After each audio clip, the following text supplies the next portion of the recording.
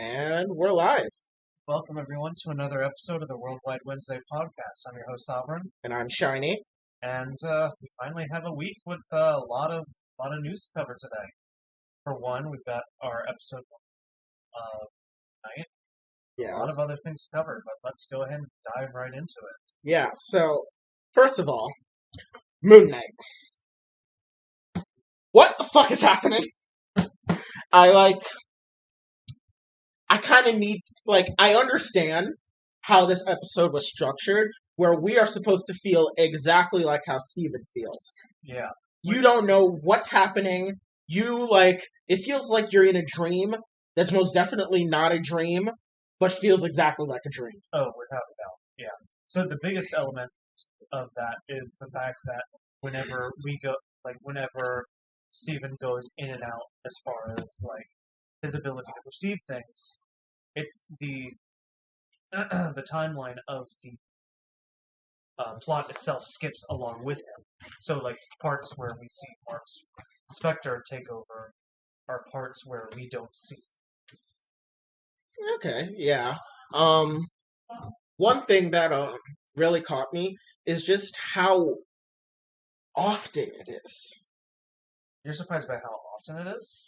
So, follow me with this. So, Steven, for all intents and purposes, is our point of view character. Yeah. So, when you have a point of view character, you're trying to learn about the point of view character. But when he blacks out and he becomes Mark, we don't see that. So we only get to see Steven. What surprised me was how often it happened. I mean, but because of the action scene. I didn't think the action scene would happen this episode, and when it did, I didn't think he'd black out so much in the action scene. Well, you do also have to consider we only have 6 episodes to work with. I hate that. Yeah. I feel like that's going to be a huge detriment to this show. But aside from that, those elements were really... Yeah. No. It's not that it was bad. I was just kind of surprised that he blacks out so much in this one episode. What's also surprising is how much of the initial trailer was in the first episode. Yeah. I mean, I think the only things that we haven't seen from the trailer is, one, the scene of Mark at the Egyptian temple, which I probably think was an episode 4 thing. Yeah. And the scene of Moon Knight becoming Moon Knight in the streets. Yeah. Those are the 2 scenes that we haven't seen yet. And then, obviously, from promotional pictures, we obviously haven't seen the Mr. Knight altar. Right. So, we know, at least for a fact, that within the show, we have at least 4 altars plus Khonshu, who I'm not going to consider an altar because that's a literal god. Yeah. We have Stephen Grant, we have Mark Spector, we have Moon Knight, and we have Mr. Knight. I personally think that Mark Spector and Moon Knight are 2 separate altars. It's just that Mark Spector can only be the one that gets into Moon Knight, and probably also Mr. Knight. Yeah, which that can be a little confusing, because, based in comic book lore, it's Mark Spector who can summon the Moon Knight. Yeah. But I think it is Mark Spector can summon Moon Knight, but Moon Knight is also a separate altar. Yeah. And my reason for thinking of this is, prior to the fight with the Jackal in the bathroom, all the action scenes we've seen have indicated that he did it while in regular form, because that's how they're all recognizing him. Yeah. And I do want to bring up one thing, is Oscar Isaac's performance. Oh, Oscar Isaac's performance has been absolutely incredible. Yeah. The way he's played a socially awkward, timid kind of guy that's he's someone that is on the verge of breaking out and standing up for himself. You can tell that he's very close, especially with how he talks with Donna. He's becoming very close to truly becoming an independent person. And I think that's really cool, but I also think that's why he's now figuring everything out. And then also he has to perform 2 different accents, spot on in the same episode. Yeah, and that's not even including what other accents he could be pulling off as Moon Knight and Mr. Knight. Yeah. So, but then again, I mean, Oscar Isaac's British, right? I believe so. British actors are always pulling off accents. But he also has to pull off an American accent, and that's never like the easiest thing to do for people like British actors. I would ask you to see Andrew Lincoln in The Walking Dead or Charlie Hunnam in Sons of Anarchy. They have very thick British accents, but you would not know it from the characters they play, who are very literal, gruff, rough and tumble American men. So, but it's still really cool, and it does beg the question though, like, so Mark is probably American, Most likely. but why is he in London? Why is London his home base? Because presumably, if Mark is how he is in the comics, he's a mercenary from America. But he's in London, and he's been in London long enough for his alter, Stephen Grant, to not only come about, but come out with a British accent, and for any and everyone to assume that he is British, except for Layla, who probably knows Mark as an American. Most likely it has to do with, and we spoke about this off stream, his current plot to take on Harrow. Yeah.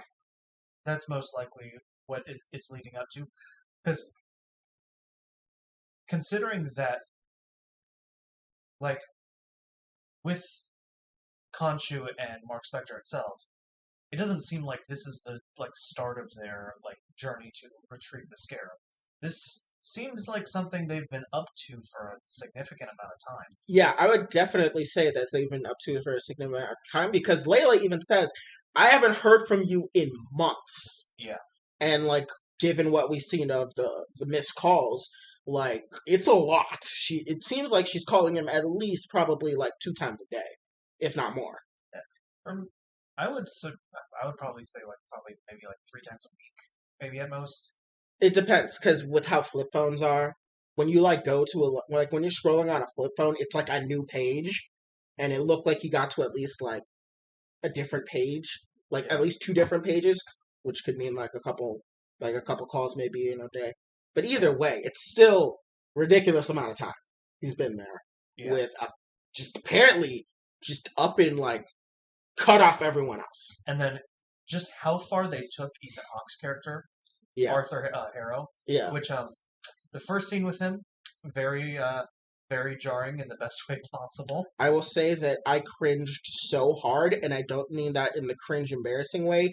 I mean cringe as in it hurts when he put the glass in his shoes and stepped on it. It made me cringe, which is the point. It's supposed to be uncomfortable, so they got that out of me. But I was like, I hate it, I hate it, I hate it, I hate it, I hate it, I hate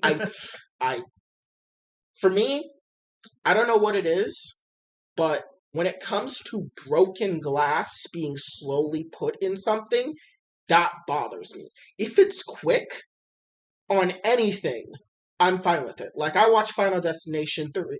Was it? Yeah, it was Final Destination 3. When the girl got the nail gun straight through her fucking eyes, I didn't fucking flinch. But this, just the anticipation of knowing his feet are gonna crunch on that glass and he's gonna walk. It makes me uncomfortable. Yeah, and also just the brutality of this scene, or the scene where Stephen awakens and he's got the scarab in his hand. Oh yeah, there's just blood everywhere. That's the most blood we've seen in the MCU so far. Not counting Netflix. Not counting Netflix, yeah. Of the Disney Plus shows specifically. Of the Disney Plus shows for sure. If you see his the only other instance we've seen is in Falcon and the Winter Soldier, with of course the shield to the chest and just bisecting him. Yeah. By the way, did you actually hear that Disney Plus went back and censored some scenes? That doesn't surprise me. Because what were the scenes I'm thinking of? There are 2 scenes that they censored. It was probably one was the bisection. No. Oh, they didn't. They didn't touch that. What scene did they censor? So it was when Zemo shot the scientist, when there was a lot of blood all over him. Oh. And they removed a lot of blood digitally. And then there was another scene where Bucky takes a pole and throws it at someone and impales them to a bar. now it just bounces off of her. And so she's just stuck invisibly to a crate. That's so dumb, especially considering they just put the Marvel Netflix shows on there, and all of them are pretty damn bloody. Like, even Iron Fist is pretty damn bloody. Like when Ward kills his father for the first time, there's pretty bloody scenes. Yeah, so those are very weird, especially considering how in Moon Knight we're getting even more graphic scenes than that. Yeah, like the Jackal scene was already like, it wasn't like graphic, but like it was definitely more intense of a violent scene than we normally get in the MCU. It's not PG-13 bad, but it's not M17 or rated R bad. Yeah, it's like it's somewhere there. It's somewhere in the middle, because like seeing the Jackal try to run in fear and getting dragged back and getting its like chest pounded in is like, not something we see within the MCU, but also not as intense of anything we've seen from the Marvel Netflix show, where, wasn't it like the literal first episode of Daredevil ended with a man shooting himself in the head and the other hanging himself in prison? So while I praise the use of more like graphic scenes, I question the timing, especially with the censoring of Falcon and the Winter Soldier. I don't even know why they would go back and Falcon and the Winter Soldier, just because that show was, in my opinion, the most uncontroversial MCU show. It was the safest MCU show I have ever seen. Yeah, with exception of the S.H.I.E.L.D. scene. But even with the S.H.I.E.L.D. scene, like, they didn't touch it. Why would you go back to, oh, he killed the scientist and there's blood? Oh, that's what happens when heated metal blasts through someone's fucking skull. Or, oh, he impaled some girl on a... Oh, and one other thing. Oh. They actually made sure his eyes stayed closed. Whose? The scientist. When he dies. That's just completely unrealistic. Yeah. If you're not expecting it and you just suddenly have a bullet through your brain, your eyes are open. So yeah, they CGI the eyes shut. It's so fucking... Well, speaking of dumb CGI, we need to point out that the CGI in this episode was atrocious. It was really bad. That was like oh my god, I had to rewind the falling log scene like 3 times because that CGI was so terrible. Like, that was Final Destination 5 level bad. And if you've seen Final Destination 5, the CGI in that movie is atrocious from beginning to end. Honestly, this whole episode leads me to believe that their CG budget was extremely low, or this episode was rushed in post. Or all their CGI went to the Moon Knight transformation scenes, or the wrist tattoo. The wrist tattoo. Like, it has to have gone to those because that log scene was fucking atrocious. Because with the logs, yeah, they're really bad. They just come in frame and it's like rubber. It's like seeing like a rubber dummy get like hit across the screen. Like the logs don't even bounce like real logs. They like boing into like a person, and the other guy gets like boing. And with the Jackal, like, that you don't see it in frame at all. Like, for the first half of that scene, I'm like, okay, they're hiding it to build up suspense. I get it. But then they refuse to show it. Like, it could have been scratching for, like, 4 more seconds in that scene to show, like, all the CG work at play so that we can see how terrifying of a creature this is. No, we barely see this creature in frame. I think the best frame we have of it was when he threw down the, why am I losing the word for it? The thing that has the stacks of things that people put shit on? Shelves? The word shelves? Why can't I say the word shelves? When he threw the shelves down and it jumped up onto the roof and started crawling over the roof, I think was the best we got of seeing the Jackal. Because, for all intents and purposes, we don't get good shots of this creature. So and then it died! And then it dies, partially blocked by Moon Knight. Exactly. Which, I mean, for a final scene, that's great and all, but that still leads me to believe that the CG budget of this episode wasn't handled properly. Yeah, I kind of was expecting to see the Jackal in full. Kind of like how we got to see Khonshu in full at least once. Yeah. I was kind of expecting to see the Jackal because, like, it's a fucking jackal. Like, this is the first time we're seeing, like, a real mythological beast being shown in Marvel. On Earth. Well, yeah, on Earth. On Earth. On Because Earth. you still gotta consider Asgard. Yeah, but, like, you know what I mean. Like, between, like, you know, the vampires, werewolves, things like that. Like, this is the first time seeing one in what is supposed to be a grounded setting, and what is supposed to be a bit of a horror show. Obviously, not going to be as much horror as Werewolf by Night that comes out later this year, but it should be a bit of a horror show, and we kind of didn't get to see it.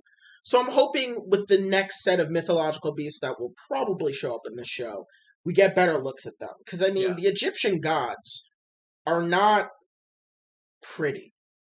They're humanoid animal hybrids. If they were to be made to be presented in a realistic scenario, they should look fucking Or terrifying. not even human hybrids. I mean, Humanoid. no, not even humanoid. Like Emmett, themselves. It's a weird lion alligator. Oh yeah, true. Ammon is not a humanoid, but I was thinking more of Thoth and Sobek, Khonshu and Horus and Anubis and Isis. Like all of those, like mainly from that pantheon of Egyptian gods, those are usually humanoid. And yes, for those who are questioning, there is a Egyptian god named Nut. Yeah, there is an Egyptian god named Nut. Will Nut be part of the group of gods that apparently betrayed? How do you say his name? Amnet. I think it's Emmet. Yeah, Amnet. just It's weird to pronounce because like it's weird to pronounce or is it without. Emmet?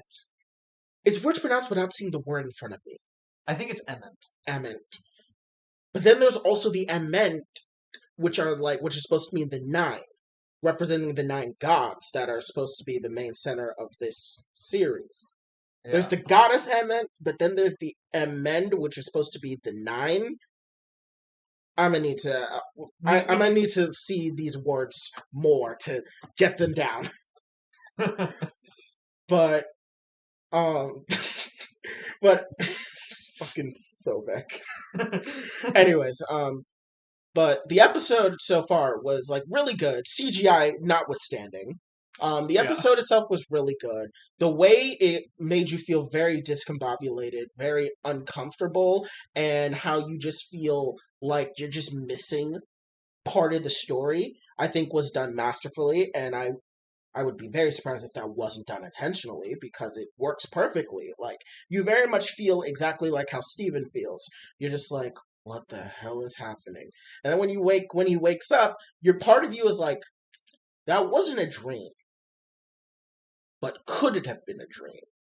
Yeah, and the dialogue actually plays off of that because right as he enters the museum for the last time of the episode, he realizes that Harrow is actually real. Yeah, he sees him on the bus, which, by the way, he teleported. Is that going to be a superpower later on, or was that just done for dramatic effect? Because the thing is that Harrow is a literal Z-list character in Marvel Comics. Like, Harrow in Marvel Comics is a Z-list villain. Like, literal shows up in 2 issues, dies. Like, generic, I'm an evil Nazi scientist, and then fucking dips. Ethan Hawke is effectively playing an original character. So I'm wondering if the teleportation is going to be a power, or was it done for dramatic effect? Yeah, it's probably just cinematic tricks. Yeah. I mean, if we go by that logic, we kind of have to give Harry Osborn that power in the Raimi trilogy. Different universe. Harry Osborn just has a souped up super soldier serum. Arthur Harrow, I'm pretty sure, is the avatar of a god. Yeah, fair enough. Both superhuman. Whatever. Yeah. But I really like just the way that he's questioning everything and how it makes you question everything. Even the part where he was like, where she's just like, so did you get to go? She was like, how does it feel to get rejected going through the Garden of Reeds? And he's like, I'm not dead. Am I? Am I dead? Yeah. Which the answer is, yeah, he's dead. Yeah. If you know anything about the comics, Mark Spector dies when he first encounters Khonshu, and Khonshu resurrects him to be his avatar. So in a way, yeah, he's probably died already, but he's now come back to life, which for Marvel shouldn't be that weird. Yeah. Shouldn't be that weird. I mean, We literally, if you know the Netflix verse, the Hand, just everyone involved with the Hand. I'm not even pulling from the Netflix first. Literally half of humanity was resurrected. Half the universe came back. Yeah. So I think Mark is dead. And initially going through the episode, I was convinced that Steve's mom was dead, but now I'm more of the opinion that she just doesn't exist, period, and that it's all something Mark is doing for Steve. Yeah. Yeah.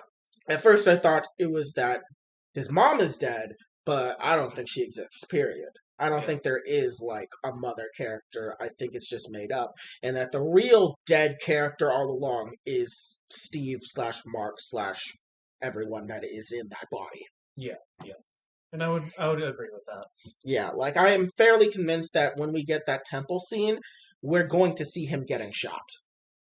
But my one question is so it seems like at the start of this that this is the first encounter between Mark Spector and Arthur Harrow. It seems like they don't know who he is yet, which then begs the question, how does he die in this show? Yeah. Who killed him?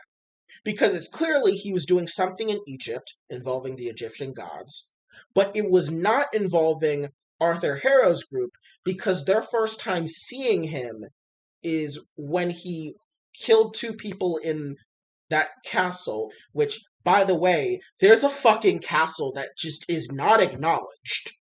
Yeah. Which I thought was really weird and very trippy, but I guess was a thing.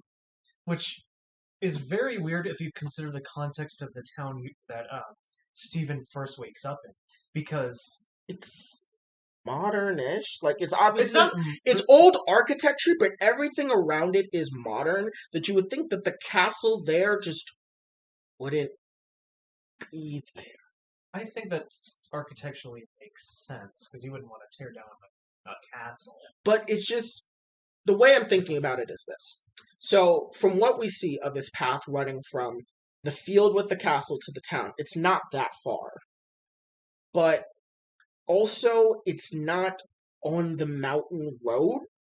I don't know. The geography of it all is just, it felt really trippy to me. Yeah, definitely. So, it's just really trippy to me. And I don't know. It was just really trippy. But it does seem like that his first encounter with Arthur Harrow's group is when we first see them, which begs the question, who kills him before he becomes Moon Knight? Yeah. Because you would think in a typical Marvel Disney Plus story that he would have been killed by the group he's currently fighting. But they're not that big. Yeah. I mean, they have connections to London, sure, but does it span all the way to other continents? Yeah, like it's one thing because it's one thing to do it in Europe because it's actually fairly easy to cross European countries within the continent because it's like crossing states here in America. But Africa is different. Both Germany and the UK are far from Africa. Yeah. So I wonder how that's going to work. Yeah. Like, it makes me wonder, like, did he die and that's when he loses connection with Layla?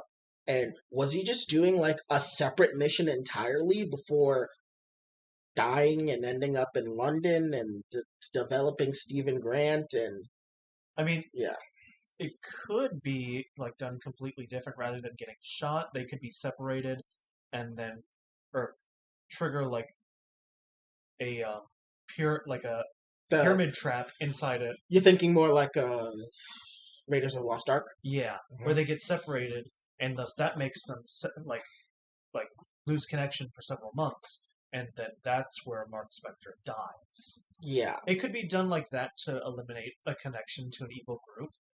See, like, my But thing... like Okay, I'm less like predicting that that'll happen, and more like trying to create an explanation where yeah. they are like Mark Spector's death isn't connected to an evil group, because that could very much be the case. But I'm still like convinced they'll tie it to the greater MCU somehow. Hmm. So maybe. I just... My one hope is that it's not fucking Hydra. For the love of Christ, don't make it Hydra. What if it was the Ten Rings? Because remember, Ten Rings is fucking everywhere. Yes. But it would still be weird that they were going after God-like things. Because the only times we've seen the Ten Rings and the things they go after was Stark Tech and Pym Tech. Yeah. They don't seem interested in artifacts, considering, the Ten Rings and the whole the Great Protector, that type of god. There's so many fucking gods in this fucking universe. Yeah, which is very weird, considering we've got Asgardian, or from Norse mythology. We've got Egyptian gods now. Potentially, if they ever decide to bring Mephisto over, gonna bring Christianity into the mix. I think they will, because at this point we realize the Chinese market doesn't mean shit. That is true. That is Like, very we true. firmly at this point established that the Chinese market doesn't mean shit, so I am fine with both Mephisto and Nightmare probably showing up. Yeah.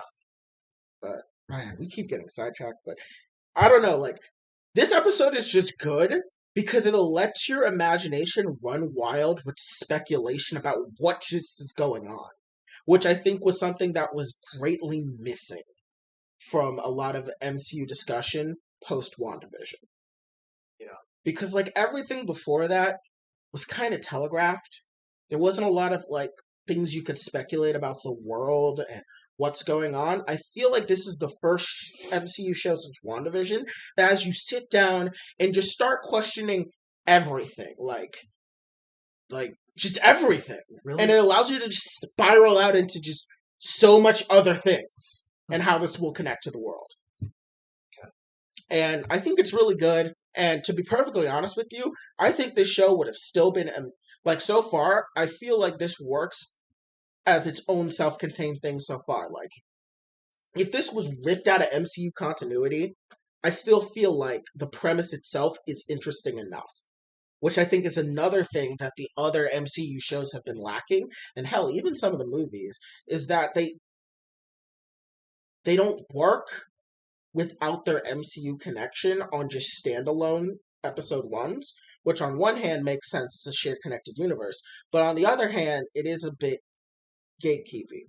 Yeah. And I feel this show worked really well, at least with its episode 1, in you don't need to know shit about the Marvel Universe to understand what the fuck's gonna happen here.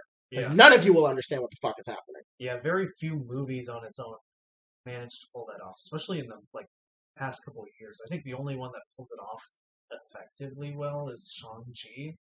Because even if you know nothing about the Ten Rings, this is still its own movie. Yeah. The only thing that would really get you is, like, the blip. Yeah. What is it? The blip even relevant in that movie? They do mention it, and it's in a lot of background material, but not too much. Like, the only thing you would really miss is the Trevor cameo. Yeah, is the Trevor Slattery cameo, but you don't even need that. Like, Shang-Chi definitely works better as because all the references in Shang-Chi are cameos from other movies that don't affect the plot too much. Like, Trevor being where he is explained in the movie without you needing to watch Iron Man 3. Yeah. And same with the bus guy. Yeah. You don't need to watch Spider-Man Homecoming. Yeah. But I see what you're saying in relation to Moon Knight. Where yeah. Because when Arthur was listing off, like, all the atrocities that could have been prevented, he never referenced MCU specific ones. Yeah, like, I low-key expected him to say Loki. Like, I was expecting him to say, like, Loki or Ultron or Thanos, but he said Hitler, Pol Pot, Nero. Also listing off, like, events in history, like the Armenian genocide. Exactly, like, things that actually happened. Like, I felt it was actually kind of refreshing in that they didn't go with the low-hanging fruit of just self-referential bullshit. Yeah. It took some restraint, in my opinion. With that in mind, makes you really think. One, how would Norse versus Egyptians god fare? There's that. Mm-hmm. And then also, would he actually, or would it Emmett have actually any influence on any other worldly beings, like off-world? So, if I'm to understand things correctly, within within comic book logic, both DC and Marvel, here's how gods work. There are gods, which are little g's, which are basically super strong magic, basically mythologically magic-based entities. Like, all gods are pretty much magical. And then you got the Asgardians, Yeah, because which are aliens. Asgardians live on a separate plane. Like, no, like, it's not a plane though; it's a planet. Yeah, it's actually a planet. So here's the weird thing about Asgard in the MCU. Asgard in the MCU is considered a separate realm, but it's just another planet, as evidenced by the fact that they escaped via a spaceship with no Bifrost. And they still were able to, one, find out that Xandar got decimated, and two, get found by the Black Order, and three, have a distress signal go out and reach the Guardians while they're in their equivalent of hyperspace. Yeah. So, it's weird. Asgardians are aliens, but then you have things like Khonshu and Bast from, like, Black Panther, who are gods, but I don't think they're aliens. I think they're more magical. Yeah. Is the best way to describe it. And then you have the actual gods in the Celestials, which are just cosmic. Yeah. So I think the way it breaks down is that, say Khonshu and Thor existed. So say Khonshu and Thor interacts. Thor interacts corporeally because at the end of the day, he's just mortal in the relative sense of what we mean by mortals, while Khonshu is more ethereal, as in, like, you can't physically touch Khonshu unless Khonshu lets you touch him or interact with him. And then you have the Celestials, which are both corporeal and ethereal, as in, like, you can interact with them in a corporeal sense, like how Cersei does with Arishem when she first gets access to the Prime Celestial, like Unimind, but also physically, as in when everyone on Earth saw him abduct 3 people and fuck off. Yeah. Okay. So it's really interesting and weird how gods work in the Marvel universe, especially when you think about it in the DC universe, where in DC, gods are gods, but then you have the new gods, which are 4th dimensional, which means, like, when they interact with the 3rd dimension, it's like, the best way to describe it is the gods in DC operate on 3rd dimensional, 4th dimensional, or 5th dimensional. And with every dimension, the gods become more complex. Yeah, because the most common ones in DC are the Greek gods. Oh, so we have the Greek gods, we have the Norse gods, we have the Egyptian gods, and we have the... One other one. There's another group of gods. Christian. Yeah. We have the Christian god. Because, of course, when I say the Greek gods are the most familiar, it's because of their connections to Wonder Woman. Yeah, the Greek gods are for Wonder Woman and Shazam. The Norse gods just exist. We know they exist. The Egyptian gods tie with Black Adam. And then we have the actual Christian god because of, Lucifer Morningstar, the Archangel Michael, the Presence, the Spectre, things like that. Yeah. But then you also have the new gods, like Highfather and Orion, the Mr. Miracle, and Darkseid, which are all 4th dimensional, which is basically whenever they interact with the 3rd dimensional universe, you're only seeing an aspect of them, and they're just much powerful than like actual third dimension gods. Right. And then you got the fifth dimensionals, which are like the Mr. Mixie Spittlix and the Batmites. And then you got whatever the fuck the Presence and the Gentry and the Empty Hand and the Perpetuas are. Yeah. Okay. It's really interesting and something that I would love to do a further deep dive on, just because the existence of basically hierarchical cosmologies within a single universe, I think is incredibly interesting. And once again, like, Moon Knight is so interesting in that it allows for so many discussions to spill out of it just from its own little self-contained narrative that we have so far. Yeah. Like, I imagine we're probably going to get references to the wider MCU as we go on, but I actually think we're not going to get too much. Yeah. Like, I think we're actually going to stay pretty self-contained until the inevitable Mahershala Ali Blade cameo. Oh, you think that's coming very soon? Midnight Suns is definitely happening. Okay. Yeah. Like, it's if it's not going to be Mahershala Ali, it's going to be Kit Harington. Okay. It's one of the two. Because, you know, they're in Europe. This story, I am fairly confident, will stay in Europe. And as it stands right now, as it stands, Dane and Blade all are currently in London. And that's where currently Moon Knight's in. Yeah. I am excited to see more regions get, like, Avengers tier superheroes. Yeah. Actually, it wouldn't be Midnight Suns, it would be MI13. That's what it would be. Yeah. MI13, because that's a UK-based thing. And to be honest, I think if that's the case, we may get Captain Britain next. But that also deals with the multiverse, which is the theme of the phase. Yeah. Questions for me? Questions for after Doctor Strange 2. Yeah. Anyways, overall, this episode was pretty good. Pretty good pilot.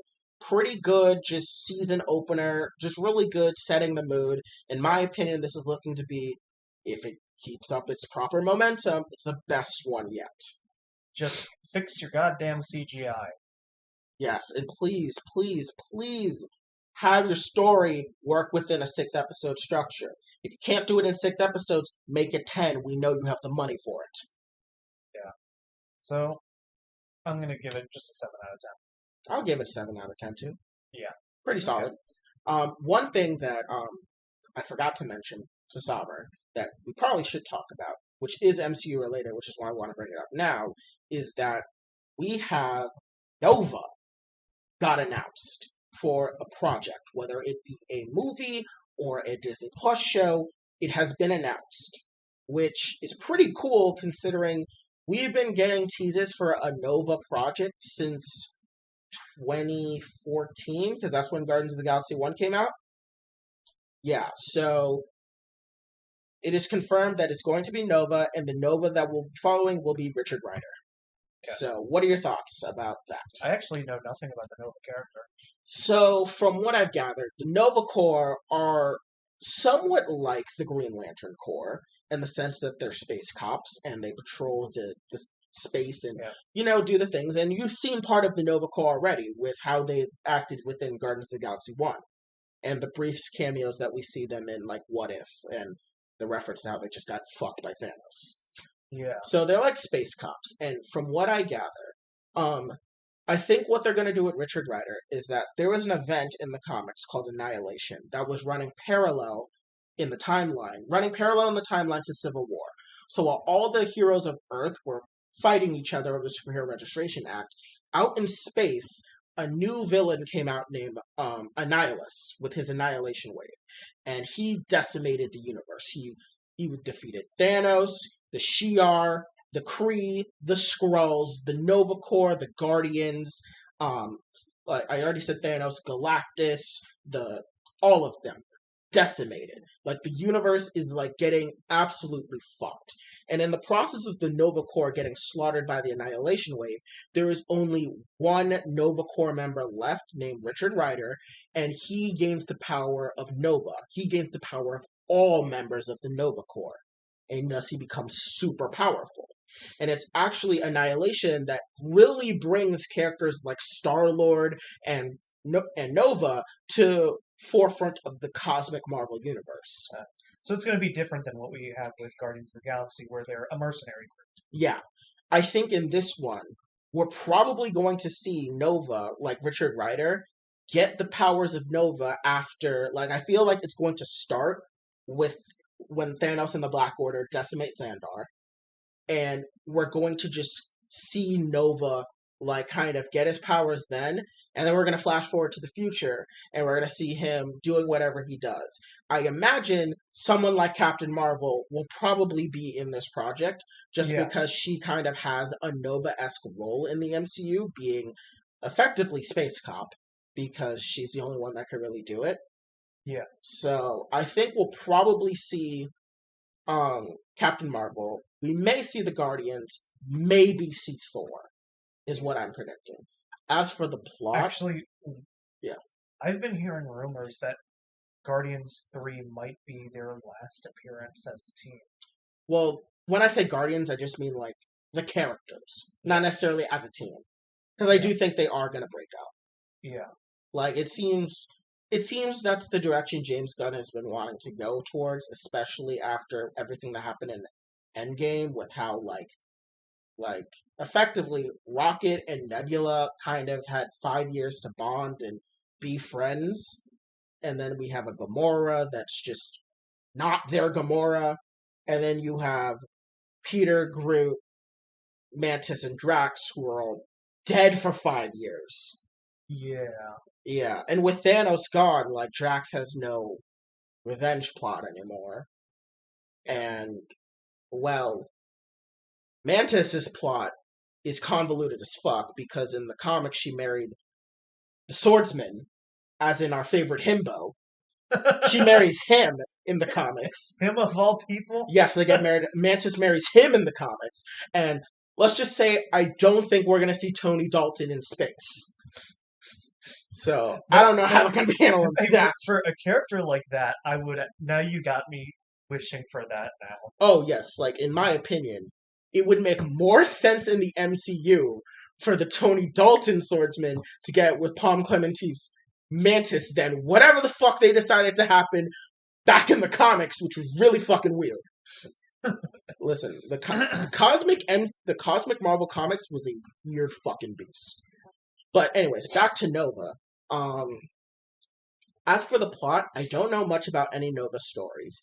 I highly doubt the Nova story is going to handle the Annihilation Wave, because I think that would be doing a disservice to Annihilus and the threat that he posed, because he was like, he was bigger than Thanos. Like, he imprisoned Galactus.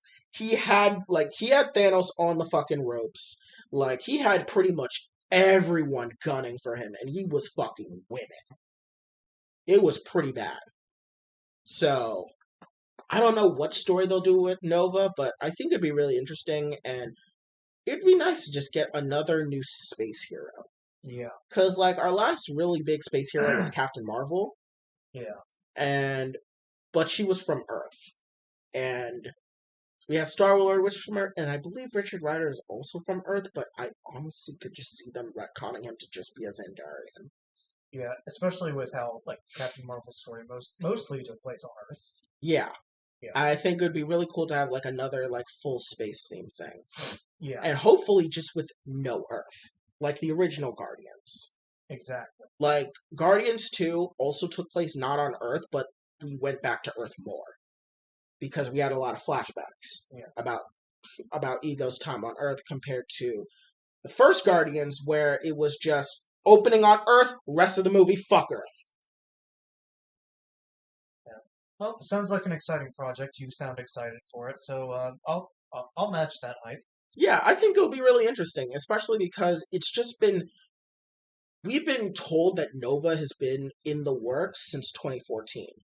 It is nearly 2020. It's like we're nearly halfway through 2022, and we're just now getting a Nova announcement. We could realistically see Nova come out in 2024, making it 10 years since the idea of a Nova story being first floated. which isn't that surprising considering Shang-Chi, despite being something that was initially advertised back in 2005, didn't come out till 2021. Yeah. Shang-Chi, Kevin Feige had plans for a Shang-Chi movie for damn near 2 decades. And we finally got a movie. So, Nova being 10 years is not unheard of, but still pretty fucking ridiculous. Yeah, I agree. Well, with that wrapped up, you want to finish out our trio of Marvel topics? Oh yeah, what else do we have on the docket? We have Morbius coming out later this week. Right, and the reviews for it don't look great. Yeah, they don't. And I saw what the post-credit scene is supposed to be. You're gonna be mad. Am I? I don't think you're gonna like it. I'm not gonna like it? I don't think you will. Because, like, I read it a lot. I don't like it. And I think it's pretty stupid. I don't know anything about the main plot. The only thing I know is the end credit scene. And there's 2. What is it with Sony movies and only leaking the end credit scene? Well, you know why. MCU. That's the moneymaker. Oh, right. They have to get those butts in those seats somehow. Exactly. So, I know what the end credit scene is. And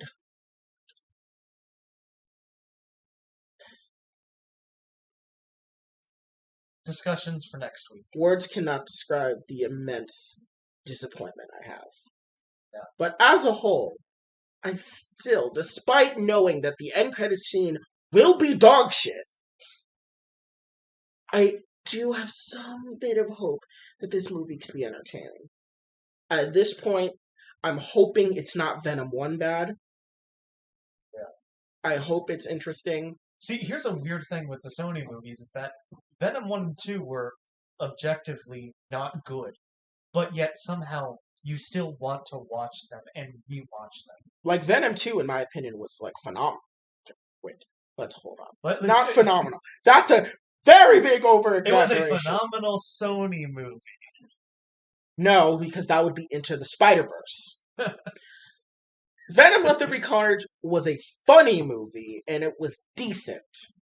Venom 1 was stupid, with some pretty good, like, scenes, individual scenes, but on the whole was pretty fucking stupid. No, it didn't have good scenes. It had good character interactions. That's what you're thinking of.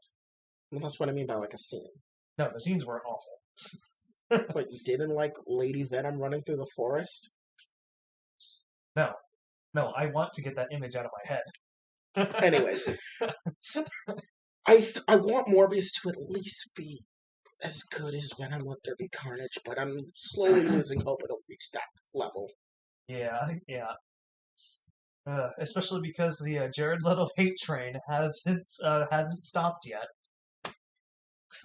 So that's probably going to continue with this movie. Yeah, with the whole cult and allegations of sexual misconduct and yeah. It's so weird that he was in 30 Seconds to Mars, because that was actually a good band. Like, This Is War was such a great song. It's hard to think that, oh yeah, the guy that sang that song is a fucking vampire after playing the shittiest Joker we've had. Oh god, now I can't get the sound of Joker purring out of my head from Suicide Squad. Or that's the only way I can describe it. I don't know what the hell kind of sound he was making in that movie. Jared Leto. Yeah, honestly, my hype diminishes the more and more this movie gets delayed. Yeah, it really does, to be honest. Like, before I was, like, hyped, especially because we were hot off of that fucking No Way Home hype train, the fucking Doctor Strange hype train. We were like, yeah, Morbius! We're like, yeah, this is gonna be tying in, this is gonna be, like, cool, like, we're gonna get more shit. And now we're just like, Do we really want to go see this? Like, do we want this to take up more than 10 minutes of the podcast next week? We have to. We have to, but I really don't want to. To be honest, I'm more looking forward to the Sonic movie. Like, I want to see that movie more than I want to see Morbius, to be perfectly honest with you. And I know that we're probably going to review both. Oh god, you're gonna make me watch that one. I think that one's going to be better than Morbius. No. Out of all that, I'd rather go watch The Unbearable Weight of Remarkable Talent, or no, the Unbearable Weight of Massive Talent sober than I would those two movies. Okay, come on. Like, here's the thing, though. At least with the Sonic movie, it doesn't take itself seriously. It knows what it is. It knows it's ridiculous. And it's playing into that. And I think that's great. Versus Morbius, which I genuinely think is going to take itself too seriously for what it is. Okay, you do that. I'm going to laugh at Nick Cage memes for 2 hours. Is Nick Cage in the Sonic movie? No. In the Unbearable Weight of Massive Talent. Oh, yeah, that one. Well, that one's also gonna... But that's different! We know that one's gonna be at least better than these two! But if we're talking strictly between Sonic and Morbius, I'm more excited for Sonic. For one, I have more of a connection to Sonic, Tails, and Knuckles than Michael M. Morbius. And then there's also the confusion about having... what's his name in the movie? Michael Keaton. Yeah. Where, credit to Michael Keaton, the man's double dipping Marvel and DC, so you can't hate him. Yeah. But, like, yeah. And then there's the reference to Venom. And then there's a Spider-Man, where it's the Amazing Spider-Man suit, but they have the murderer graffiti referencing Mysterio, which... At this point, I'm kind of unsure if those are even going to still be in the movie, to be perfectly honest with you. Yeah, because there's so many conflicting details that it doesn't make sense to keep it. At this point... Like, with what we know about the movie, we really don't have a lot to work off of that could connect it to a particular Spider-Man. So, here's the thing. This movie really got fucked by COVID. This movie was supposed to come out before No Way Home. This movie was supposed to come out before Venom 2. Like, this movie got severely, royally, monumentally fucked by COVID. But that also says how much priority it got by Sony for the fact that Venom and No Way Home came out before it. God, now that makes it even more confusing because now that it would have released before Venom 2 rather than after, the public wouldn't have had the chance to be introduced to the Lethal Protector. But see, that's the other thing. So the way the movie frames it is that they're like, we haven't seen anything like that since that freak in San Francisco. It implies that this is after Venom 1. But it doesn't imply Venom 2 because if they said freak in San Francisco, that's only in reference to Venom, but not the very public carnage and shriek that was running around San Francisco. Yeah, because Venom and Riot, their fight took place on a launch pad. A private launch pad. Yeah. That no one would have gave a fuck about until it exploded. Yeah. So, but Venom was pretty public because, he ate someone in the middle of the fucking street. So, like, Venom makes sense, but obviously it takes place in between Venom and Venom Let There Be Carnage. But then this brings in the next question. What the fuck is the point of Michael Keaton? Because if this movie, and it doesn't seem like this movie is really adapted for what came out in its place, from the trailers at least, what's the point of Michael Keaton? Because the biggest question I have is this. So we know this movie takes place between Venom and the Venom Let There Be Carnage. But we have an Oscorp building, which is strange. Second of all, we have Michael Keaton, which is even more strange, because we know from No Way Home, Oscorp doesn't fucking exist. Yeah. So we're supposed to believe that, one, Michael Keaton is going to be taking part in this movie, but we also have to believe Oscorp is a thing, which the one universe where that doesn't exist is in the MCU. In the Sonyverse and in the Raimi trilogy, they exist. But So- the other thing is that if this takes place in the Venomverse, there's a Daily Bugle, but it's not run by a J. Jonah Jameson that looks like J.K. Simmons. Meaning it can't be the Raimiverse nor the MCU, but it uses the Raimiverse logo.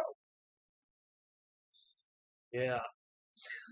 It doesn't work. And I don't think they've adapted this movie to work. Though, I will say this, they're probably putting more effort into their universe than the DCEU is, unironically. That's even sadder! At this point, I have, near zero expectations for Morbius. But the fact that I know that at least Morbius, in its schizophrenic type of connectivity that it's trying to establish to the MCU, is still better than whatever the fuck Warner Brothers are doing with DC is absolutely tragic. Especially because, 2 phases in, they're already trying to do their Flashpoint. Mind you, we have yet to even get a singular Flash movie.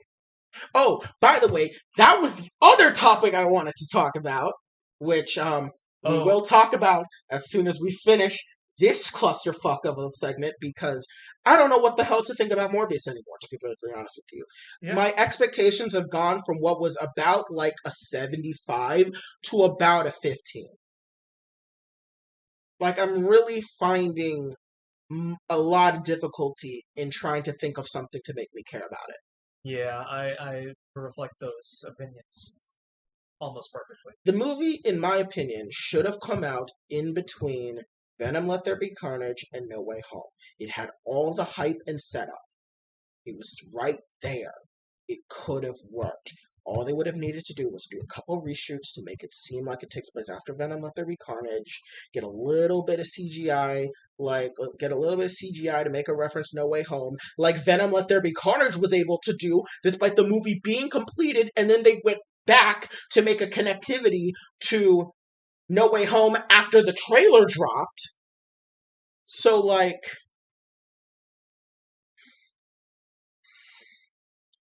fuck Sony!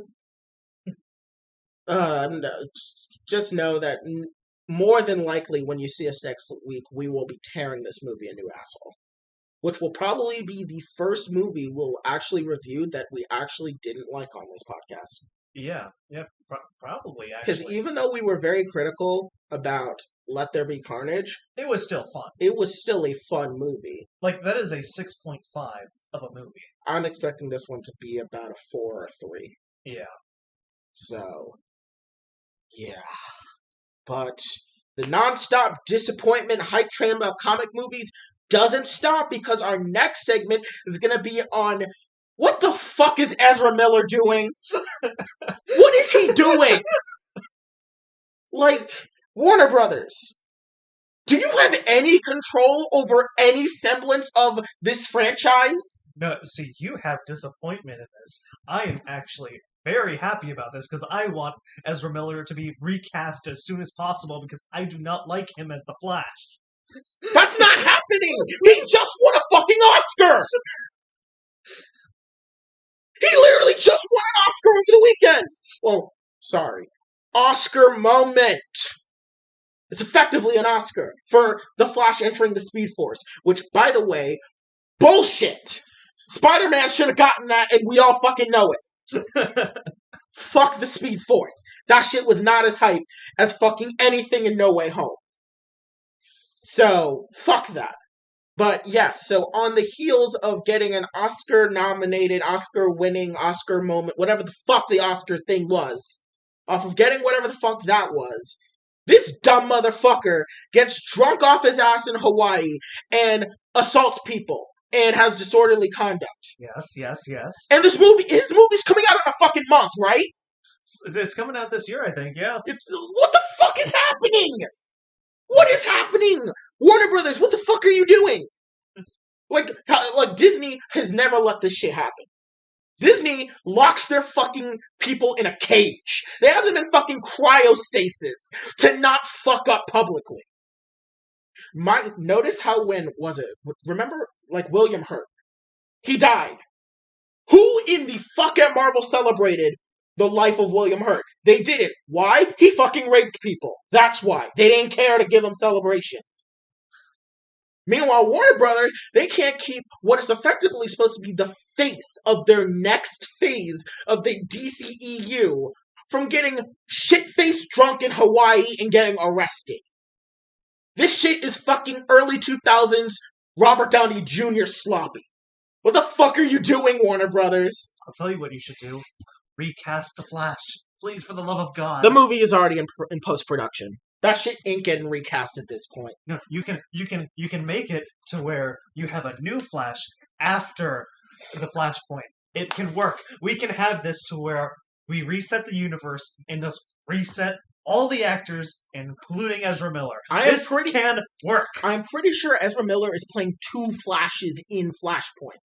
I don't care about what happens in Flashpoint. I want, from Flashpoint onward, a complete erasure, and a new Flash is coming. I'm telling you this because I am pretty sure that the Flash from the Justice League is dying, and Ezra Miller will just be playing another Flash from a different universe. That's bullshit. I won't accept it. I want a new Flash. I think he's legitimately playing 2 Flashes, and regardless of how the movie ends, he's still playing one of them.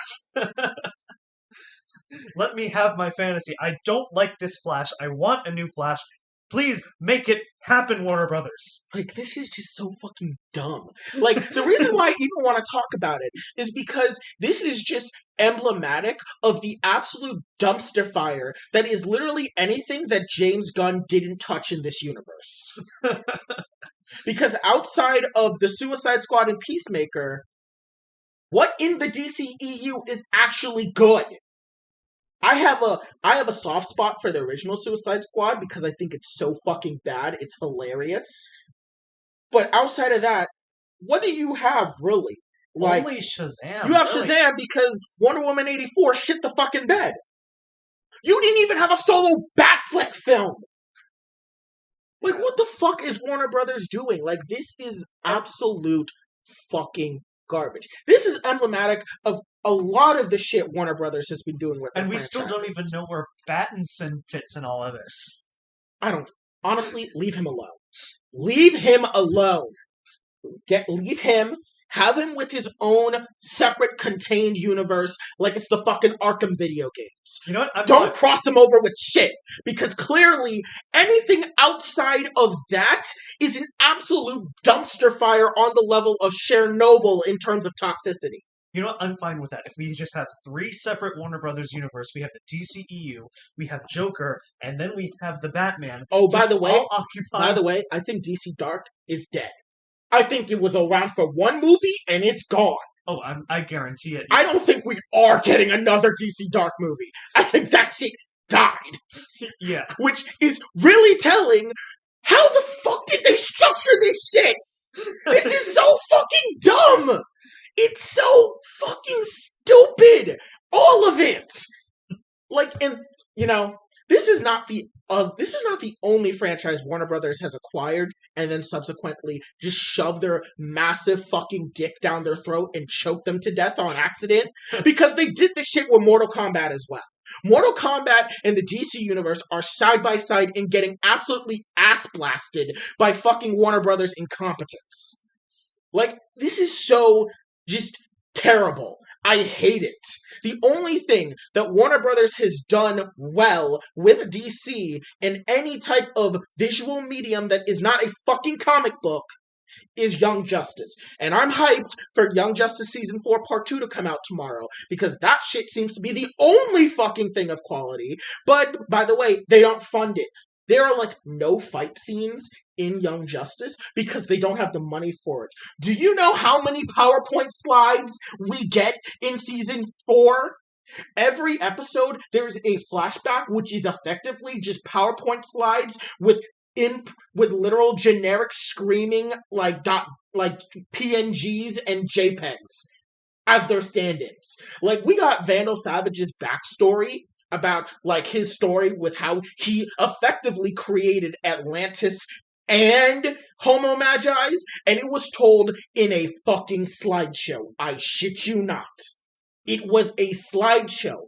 Quality slideshow, but it's a fucking slideshow. Why? Because Warner Brothers, despite literally bringing back this beloved series from the fucking grave, gave it literal no funding, but decided, you know what would be a good idea to fund? Whatever the fuck this dumpster fire of a Flash movie is.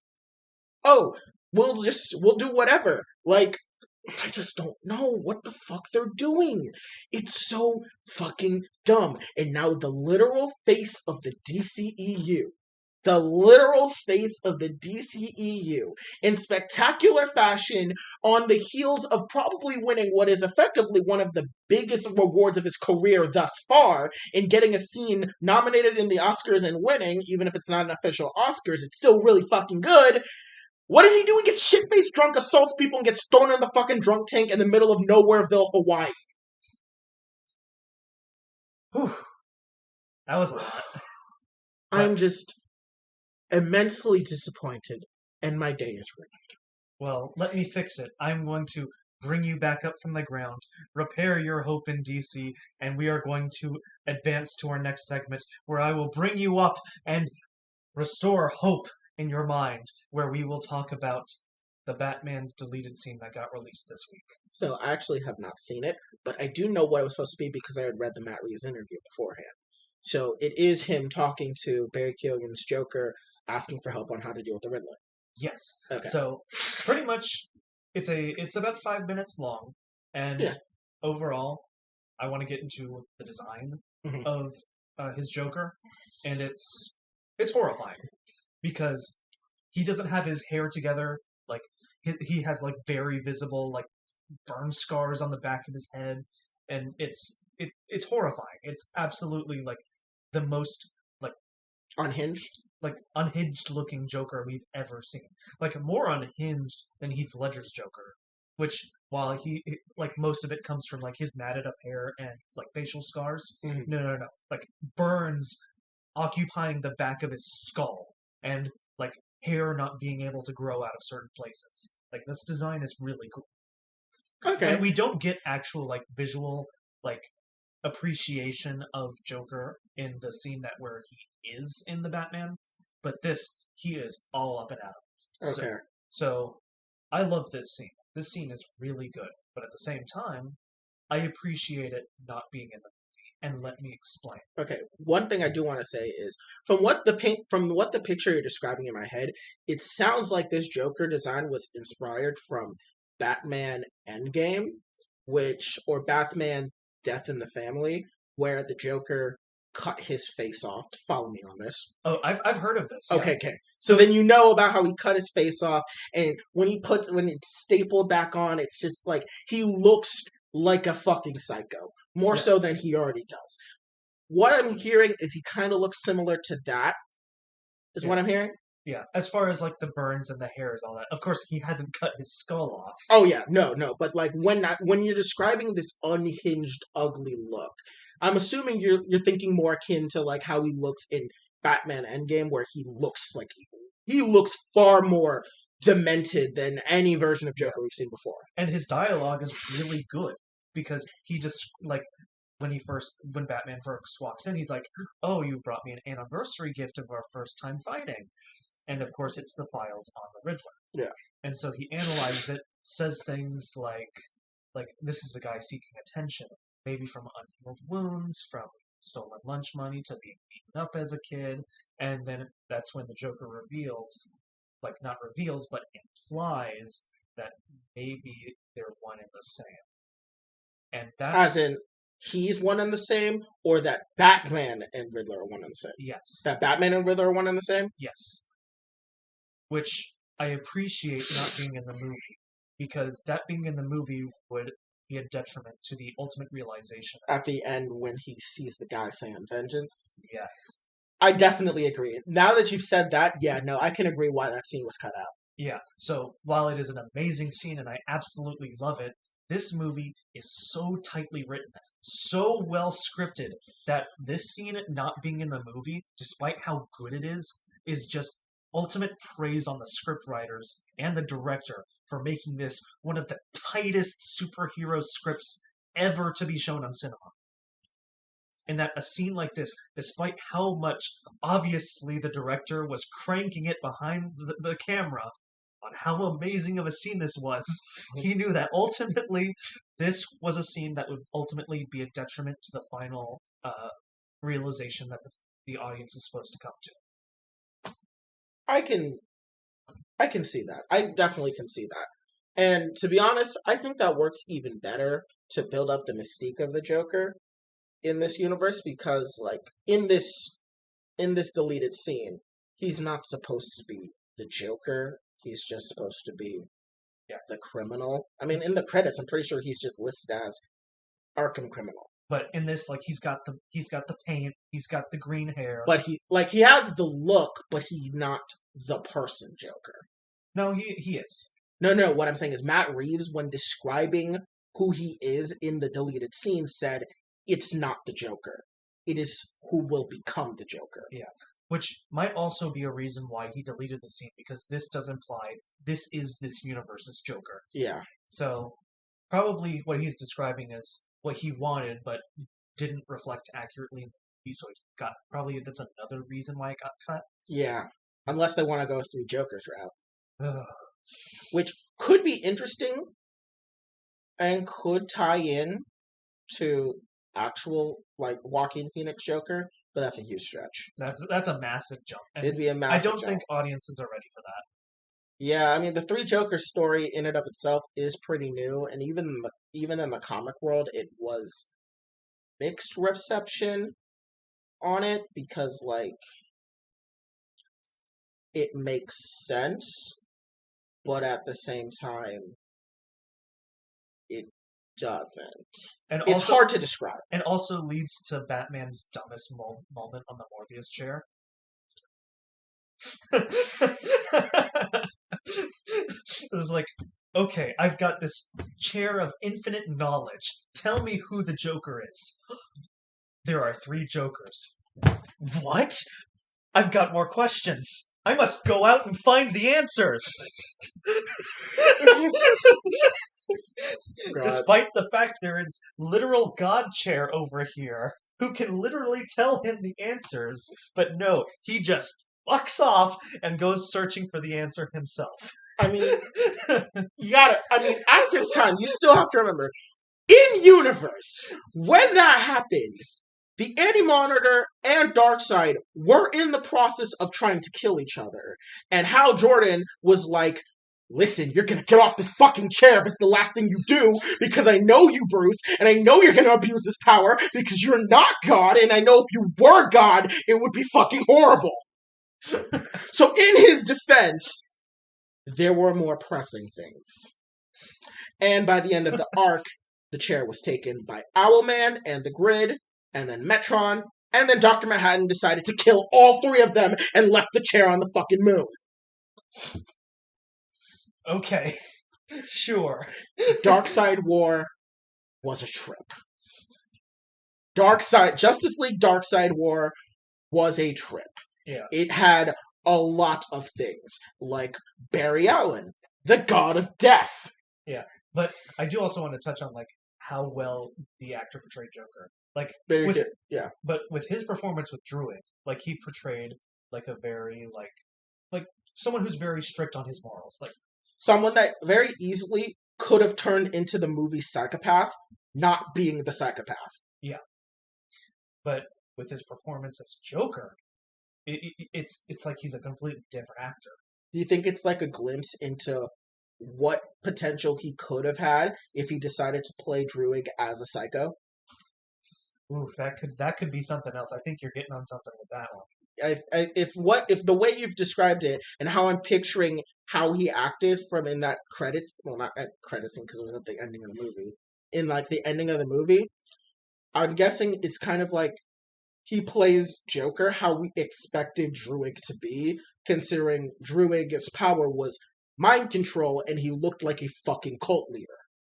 Also, just credit to him for creating his own unique laugh to the Joker, because we've had so many, like Basically, all Joker laughs are trying to imitate Mark Hamill. yeah, but Which, credit to Mark Hamill, phenomenal. yeah, but like at least like with all of them, they sound different, except for Jared Leto. His sounds terrible. Was that? I mean, like his laugh is like the only good thing. Like that's what he does. Like the only good thing that we got out of Jared Leto's Joker was the "we live in a society."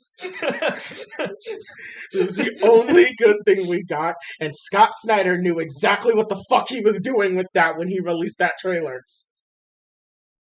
Wait, Scott? Fuck, I'm thinking about the comic book writer. Zack Snyder. I'm thinking about the better DC Snyder. Okay. Scott Snyder, better DC Snyder than Zack Snyder. But to repair the wounds of the DCEU, I wanted to bring this segment up because I had so much good to say about it, and also my rationale as to why I didn't want it in the movie. Yeah, I think that works. Yeah. And just so we can end on a positive note about DC, I do want to loop back around and talk about Young Justice, Season 4, Part 2 coming out, because if you didn't already know, Young Justice, in my opinion, is the best superhero animated show out there. I think it's better than Teen Titans. I think it's better than Avengers Earth Mightiest Heroes. And yes, I do think it's better than Invincible. Yeah. Honestly, I've been seeing a lot of Justice League Unlimited like show up, and just the plots they cover in that show are kind of intriguing. Oh no! So the Paul Dini, I think his name is Paul Dini. The Diniverse is amazing, except for the Killing Joke. Ignore that like it's the fucking plague. Outside, yeah, I don't need to know about Bruce Wayne and Barbara Gordon having an affair. I don't need to know anything about that. Unfortunately, the one problem with the Diniverse is that relationship is the premise for Batman Beyond. In fact, in Batman Beyond, it's the reason why Dick Grayson and Bruce don't talk anymore. Because Bruce and Barbara ended up getting married and Bruce got her pregnant. Back on subject, please. Anyway, so the Diniverse is good, but I think Young Justice is better than all of that. If you don't know what Young Justice is, it's basically what, if you like Teen Titans, it's what Teen Titans would be if it was allowed to interact with the wider DC universe in any meaningful way. It focuses on the young heroes of the DC universe when they're sidekicks, and follows them basically becoming their own heroes and mentors. As of Season 4, 10 years have passed since the beginning of Season 1. So we've seen them go from teenagers to now mid-adults. And some of them have kids, some of them have died, some of them have become their own superheroes, some of them are now leading their own teams, some of them have left the Justice League and now do their own solo thing. And it's really cool. In the most recent arc that's been going on in Young Justice has been really good, and it's been setting up a plot thread that we've known has been going on since at least Season 2, which is the lead up to Final Crisis. Which, if you don't know, Final Crisis in DC Comics was a massive comic book crisis event which involved the death of the New Gods, Darkseid's attempt to take over the Earth, and the death of Orion, and how it all ties together into one big cosmic prophecy about the Great Darkness. And they're going to be handling it within probably not this season, but Season 5 or Season 6, because the original 5, I think the first 5 and 6, I believe the first 6 seasons were already written out, and despite the fact that the series got canceled back in Season 2 in 2013, they've maintained all plot threads when the show got revived. So, right now we're in the second half, and we're about to start a story about Aqualad, which is going to be really interesting, because the way Season 4 Part 1 ends off is that, 1, we learn that a certain character who died at the beginning of the season may not be dead. We also learn that another character probably is going to turn evil, which will be interesting. And also that the heroes at this stage in the game have become far more, I don't want to say morally gray, because at the end of the day they are heroes, but I will say morally questionable in their actions. I mean, we've gotten hints of this back since season 1, but season 4 has taken it to the next level in the levels of, yeah, there are some ethically ambiguous things going on with these guys. And it does make you question at times, was what happened the right thing to happen?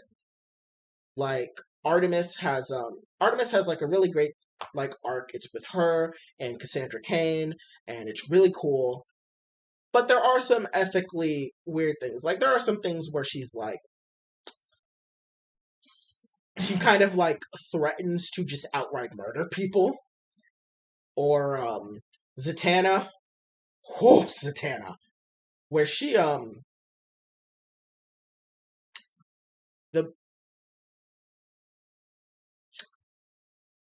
it's left somewhat ambiguous about if Zatanna groomed minors to be in positions of power. And I know that's very strong language, but you need to watch it to really understand what that means. But it is ethically ambiguous. And I think that's really good because it's not like she's outright evil for doing it, because when you watch it, it's not evil, but it is like. It's basically all the edginess that you get out of Batman spread across different characters and made much more realistic and much more sympathetic. Because Batman does a lot of morally questionable things, and he kind of just justifies it with like the ends justify the means type thing. While the others are like, they are the ends justify the means, but they're also like, but did we do the right thing? And I'm really excited to see how this is going to affect the latter 3 characters, because the original team, half of the original team has had their arcs. Superboy, Miss Martian, Artemis, and Zatanna, and so the latter half is probably going to be Aqualad, who is now Aquaman, Nightwing, and Rocket. So we'll probably get their arcs, and I really want to know what their things are. Nightwing, pretty obvious how he could have some morally questionable things. He's Batman's right-hand man. He was involved in some morally questionable things in this series already. Same thing with Aqualad. He was involved in some morally questionable things already. Oh yeah, and as far like parts that I have watched, like his whole thing to like fake a team member's death to ultimately insert himself into the light. Yeah, morally questionable to say the least, because it had a lot of consequences. Yeah. But I'm wondering what Rocket would do.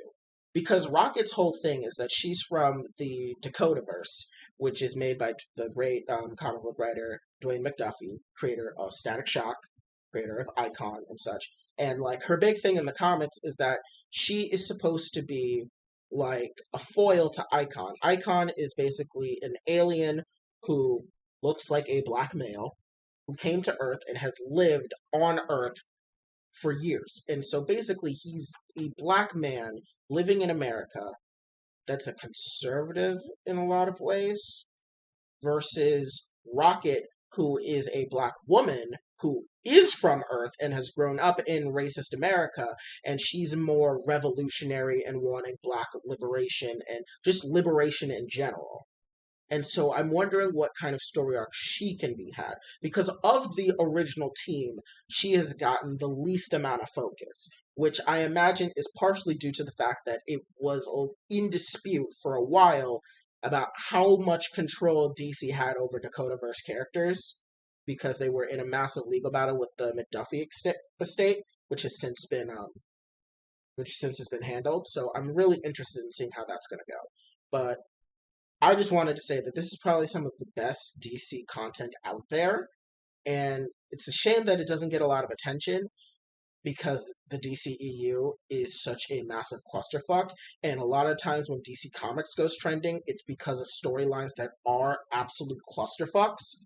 that this is really the diamond in the rough of DC Comics. It's really good, very tight, and in my opinion, if you like some of the original Spider-Man animated series, or if you like the show Gargoyles that used to come on Disney, it was made by the same creators of that, Brandon Vietti and Greg Weisman. They are very good, and it's a really great show, and I think you should all watch it. All right. Now, let's move on to our last media segment of the night. Take it away! All right. So, as I've gone on long tangents about before, I like JoJo's Bizarre Adventure. And with this past December, we got a significant chunk of Part 6 Stone Ocean. And we have been sitting in the dark for about 4 months because they are releasing it on Netflix in batches alongside weekly airings on Japanese TV. So now, 4 months later, we finally get news on when the next batch is being released. And considering that we're getting batches of less than 12 episodes, we expect it to come fairly soon, right? How soon? Fall. Fall of this year. Do you have like a specific month in fall? Fall. So not in April, not in summer. Fall. We're getting another 10 to 12 episode batch, like 6 months from now. And as you can tell, and it's not the second half of it, is it? No, we're only one arc in. We've only just discovered the main antagonist, Enrico Pucci, and have just discovered what his stand does. Pucci. But yeah, as you can predict, fans are upset at this because it's not a lot.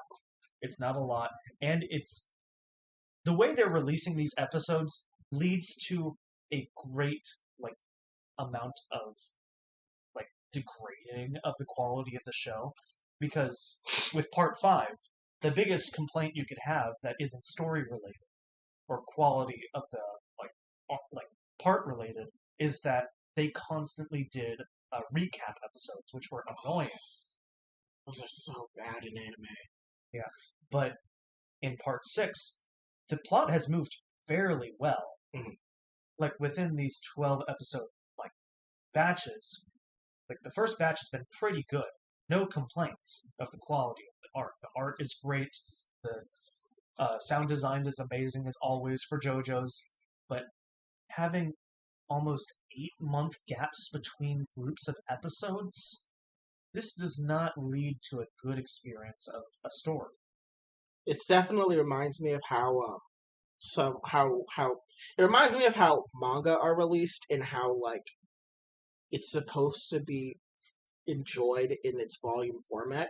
I feel like they're trying to set this up where you're gonna like this when we put it on Blu-ray, which I think is, on one hand, a valid way. On the other hand, it is absolutely infuriating to consumers. Oh yeah, without a doubt, especially because these used to be weekly releases.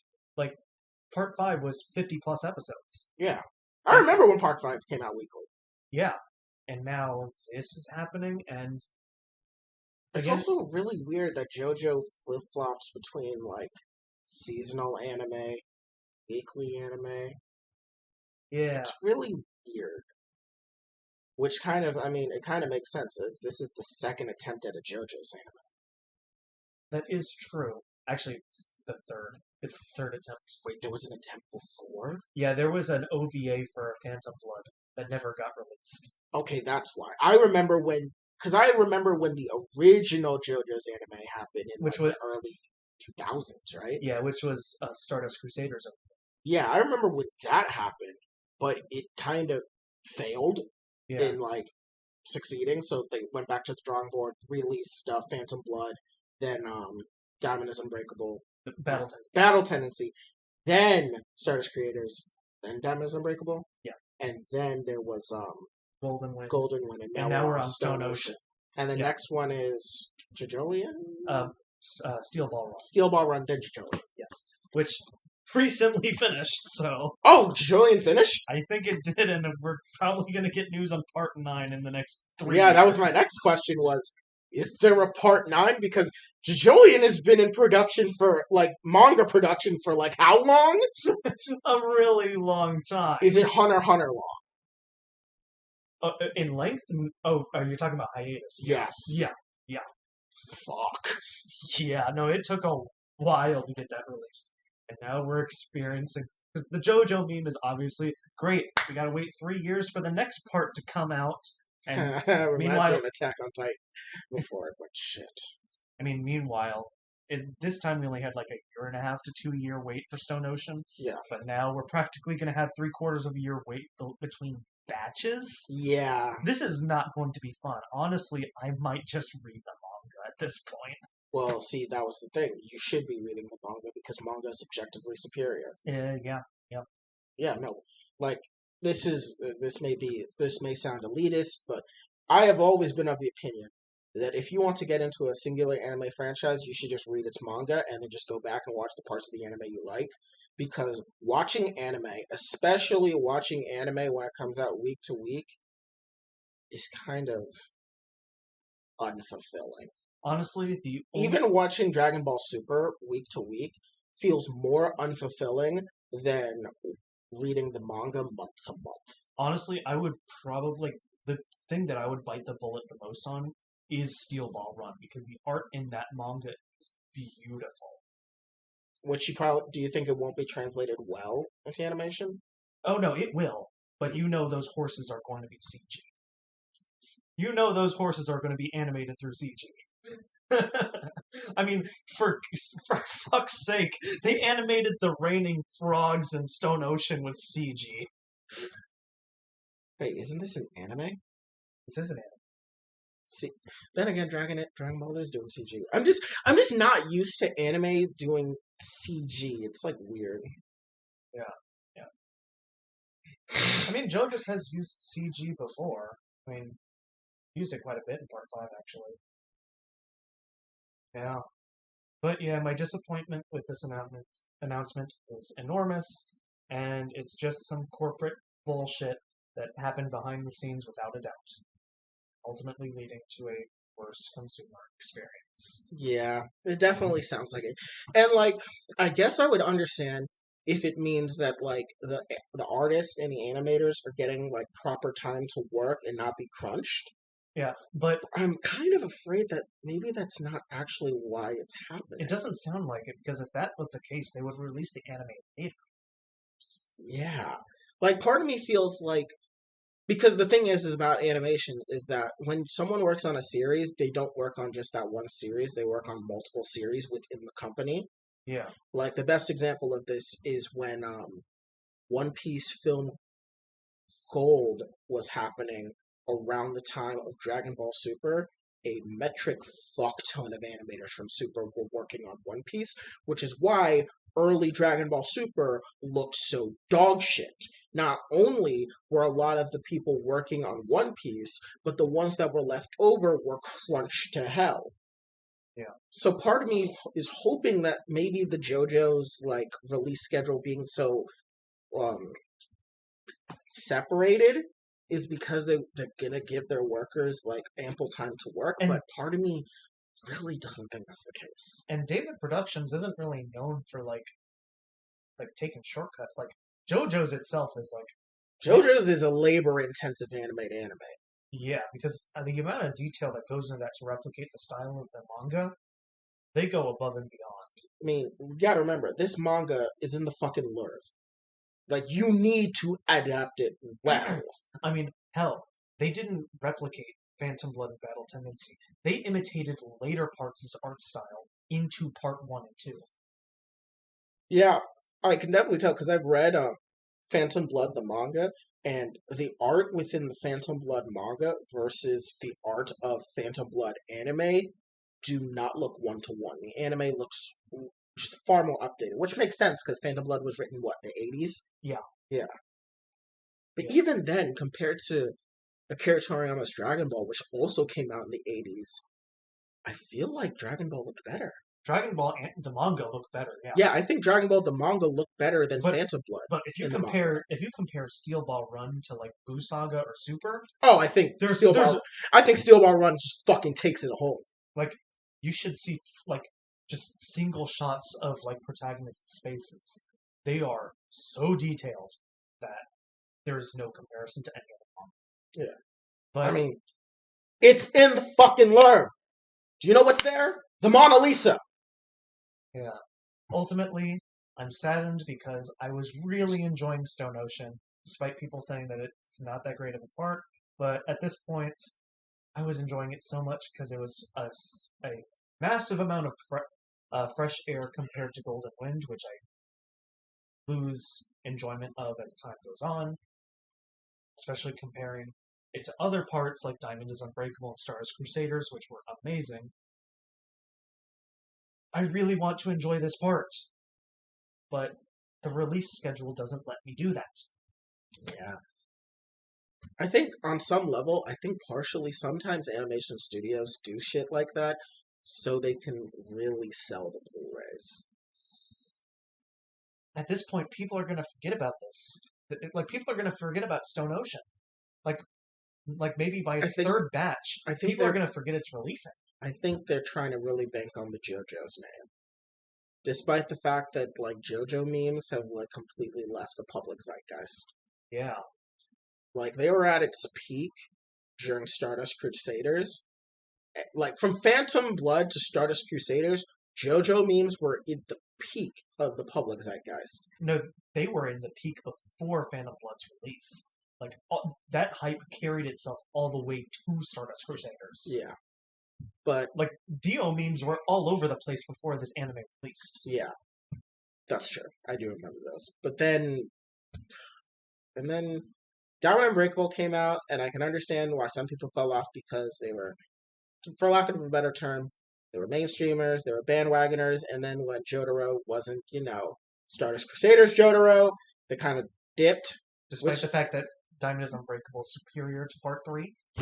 Either way, and then, of course, Golden Wind comes out, and let's be honest here, the only memes I know out of Golden Wind is, Piano. I was thinking kicking the shit out of someone in the middle of the street, drinking wine, and then joining them kicking the shit out of you in the middle of the street. It's the only meme I know out of Golden Wind because it's legitimately hilarious. And the thing is, that's not a stand user. That's just a random civilian. Why does he look so anime protagonist? That was a random civilian that just joins in on the kicking? Oh, no. The person they were kicking. Oh, okay, no, that makes sense. I thought you meant the person drinking wine then that joined them in the kicking. No. No, the whole context to that is just that some guy was upset because what's his name? Narantia. He spilled wine on a civilian's shirt on accident, and so he's pissed off. And what's his response after getting yelled at in the face? Just kicks him to the ground and just starts kicking him, and then, and then Miss and Abaccio just join in.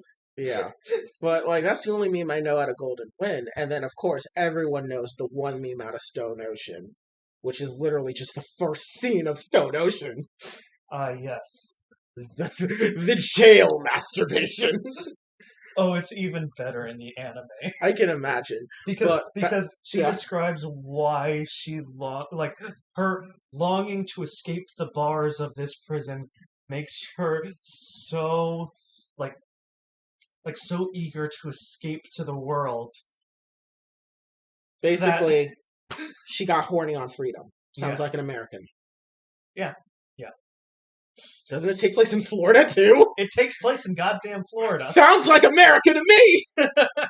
That's such a Florida woman caught masturbating in prison cell thinking about escaping to freedom. Sounds exactly like a Florida woman headline to me!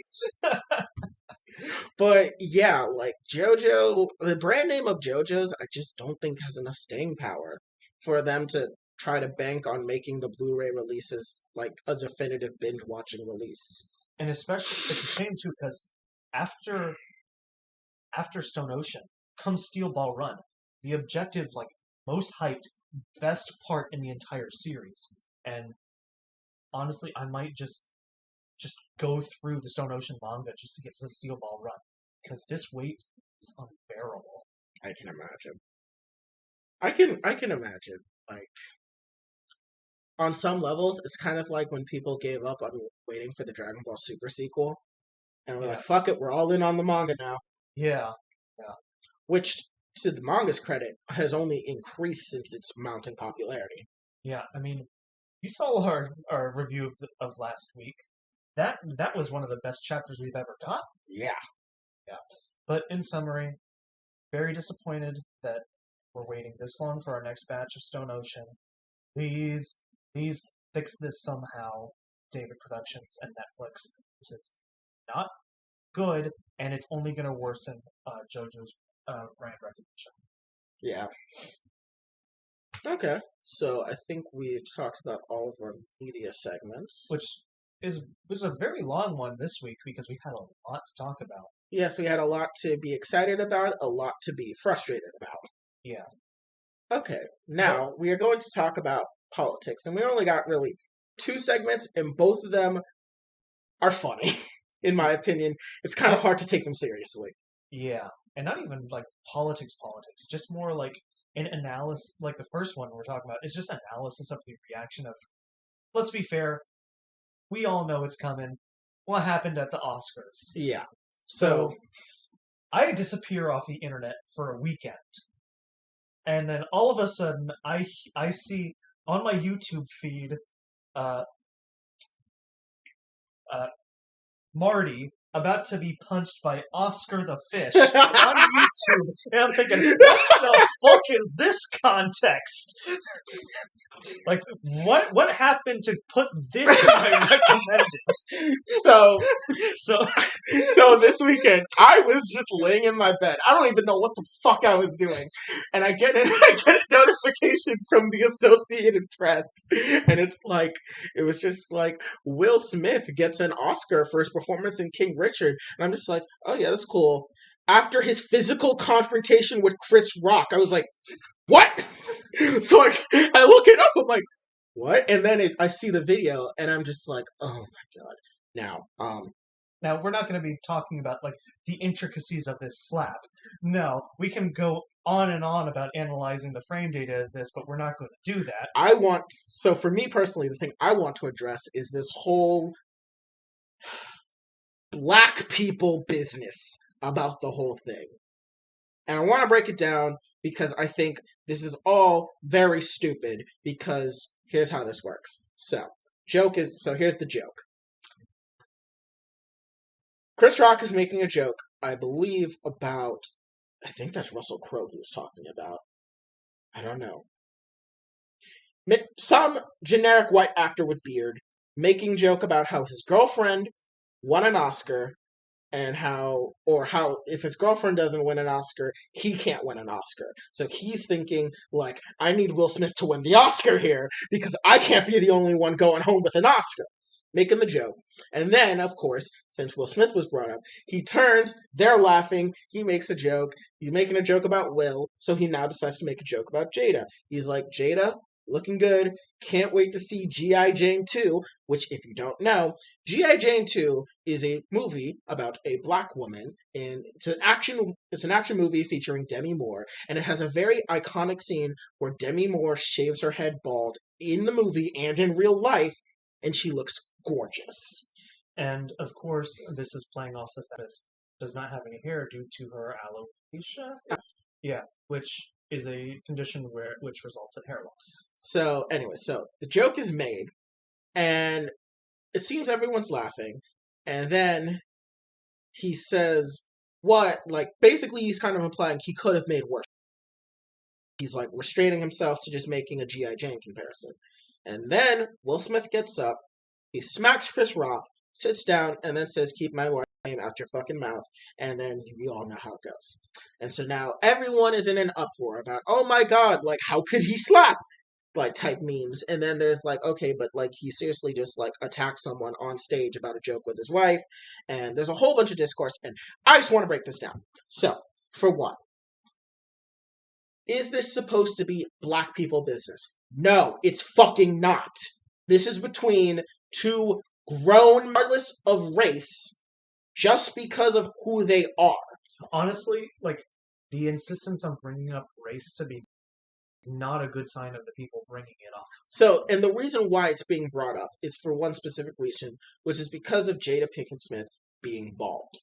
And so, the reason being is that black women and hair are a very touchy subject in the United States. For very good reason. Black women are discriminated for their hair all over the place. Jobs, in social standings, in productions, in in getting what's the word? Profiled. Jeez, that's the word I was looking for. In getting profiled. Black women and their hair is very much a part of the black woman's oppression in the United States. Now, of course, we don't have time to talk about that in depth today, but we will link you to John Oliver's piece on black hair, which, yes, white man talking about black hair, I get it, very funny, but he goes very in depth and into more detail than we could ever do on this show. Yeah, he could go in more detail, and after that, you should definitely just watch other black people talk about black women and their hair and how it ties to their oppression within this white supremacist society. Anyways, so that is the context in which some people would say this is a black person business, in the sense that he's making fun of her hair. The problem I have with this is that Jada Pinkett Smith is bald because she has alopecia. Now, a lot of people are talking about alopecia as if it's this some kind of like rare disorder that is like crippling her. No. Alopecia just means hair loss. A lot of people on this planet suffer from alopecia. Now, is that to say that hair loss couldn't be damaging to one's self-esteem? Of course not. It definitely could be. Like, and could Jada Pinkett Smith feel some type of way about her hair falling out? Of course. But I think we all... I need to rephrase that. Did we... What? Because I said, of course not. I think I... We know what you meant. Of course, as in, of course it is damaging to people, like, in terms of their self-worth. Yeah. Like, I want to just, like, go on to the fact that, like, hair and your appearance as a person matters a lot. Yeah. Like, it's an integral part of how people identify. Yeah. Like, for instance, I have very long hair, and that's a part of my, like that's a part of my person. Yeah. Meanwhile, I typically have short hair, so, like, lack of hair isn't necessarily something that bothers me. But, I mean, women usually are socialized to have longer hair, and even black women, when their hair isn't long as in straight, it's long in the sense that it's, like, it has width, like it's big, in terms of just how black hair grows. And so, a lack of hair is definitely damaging to one's self-worth, self-esteem, and self-identity. No one is denying that. Problem is that, for one, Jada Pinkett Smith has been wearing her hair short, near bald, for several years at this point. People know Jada more for her appearances with short to near no hair than her appearances with hair. The fact that, here's the other thing, when people saw Jada Pinkett Smith as bald, it wasn't that big of a deal because she looks beautiful regardless. Like, no one looks at Jada Pinkett Smith being bald and thinks she looks ugly. Yeah. And so, the other thing is that the context of the joke is G.I. Jane. It'd be one thing if he was comparing her to, say, like, I don't know, fucking Gollum. Like, someone ugly without hair. But he's comparing her to G.I. Jane, in which Demi Moore has been universally lauded for how beautiful she looks without hair in the movie, and how being bald as a black woman can still be beautiful, just as much as being a black woman with hair. So it felt really weird to me that people kept trying to frame this as if this is some type of big injustice, big insult attack on black women, when it'd be one thing if you saw being called G.I. Jane as an insult. It's like if you saw Robert Downey Jr. and you made a joke about him looking like, I don't know, someone like Iron Man, but not Iron Man, or some shit like that. like referencing the appearance, or what was the person? It's like seeing one of the Hemsworth brothers and making a joke that they're going to be Thor, even though they're not Chris Hemsworth. It's like making a joke about their visual similarity to a known popular character. See, it's difficult to make a comparison, and I see where you're going. Yeah. Like, I think it's difficult to make a comparison because of, obviously, the racial baggage. Yeah, there is racial baggage in the sense that it was made in the presence of a predominantly white crowd and an event put on by predominantly white people and viewed mostly by white people. Like, I imagine maybe it would not have garnered the same level of vitriol from Will Smith if it was made at the BET Awards compared to the Oscars. But at the same time, I don't think the racial aspect was something Chris was playing into. But I understand the comparison you're trying to make. Yeah, anyways, like, being compared to G.I. Jane as Jada Pinkett Smith isn't an insult. Because, especially if you're black, if you're coming at this from a black person's perspective, then you should know that G.I. Jane is, one, great, and two, Demi Moore was beautiful being bald in that movie. That's one of its biggest claims to fame. So if you're coming at this from the black perspective, then you should know that being called G.I. Jane is not an insult. And should then, thus, not warrant such a very disproportionate response, which is the thing where he slaps him. And now a lot of people are making jokes about, like, oh yeah, like, oh, he slaps Chris Rock for making fun of his wife, but he did nothing to August Alonso when he slept with his wife, type of thing, which is where you wanted to talk about the open marriage situation. So I wanted to talk about the response to Will Smith's open marriage. Yeah. Now, I think of all the people in this situation, Will Smith is in the most wrong. Yes. But what inherently bugs me is the immediate, like the innate urge to call him a simp for his wife. Which is very strange because, like, it's public knowledge they're in an open relationship.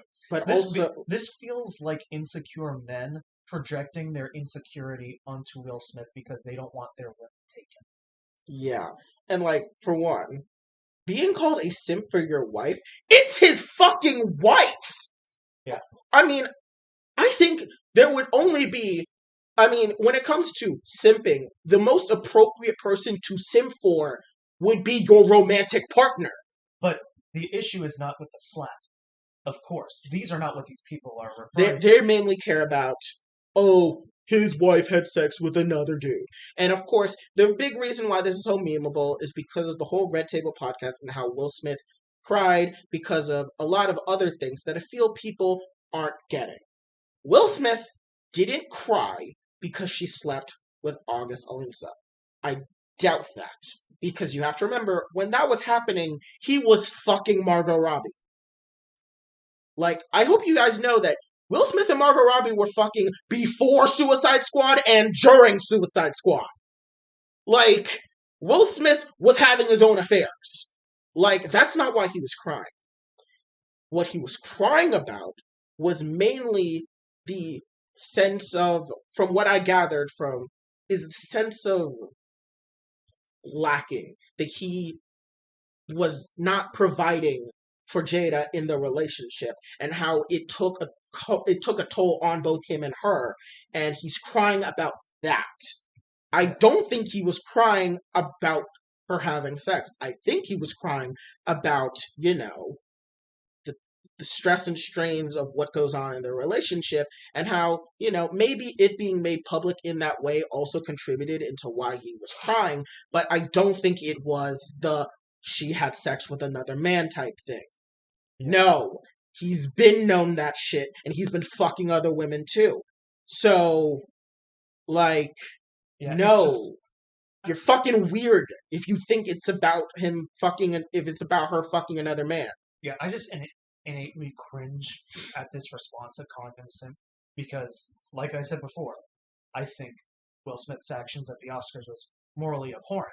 He should not have done that at all. But this weird attack on him is listen, we all know what it is. It's toxic masculinity, and it's men being insecure about women having women having their own independent sexuality that could imply that they could be happy having sex with people not their partner. Yeah. It is just insecurity from people who most likely either are in relationships where they're afraid it could happen, or have not been in relationships or are afraid that if they could be in a relationship, it would happen to them.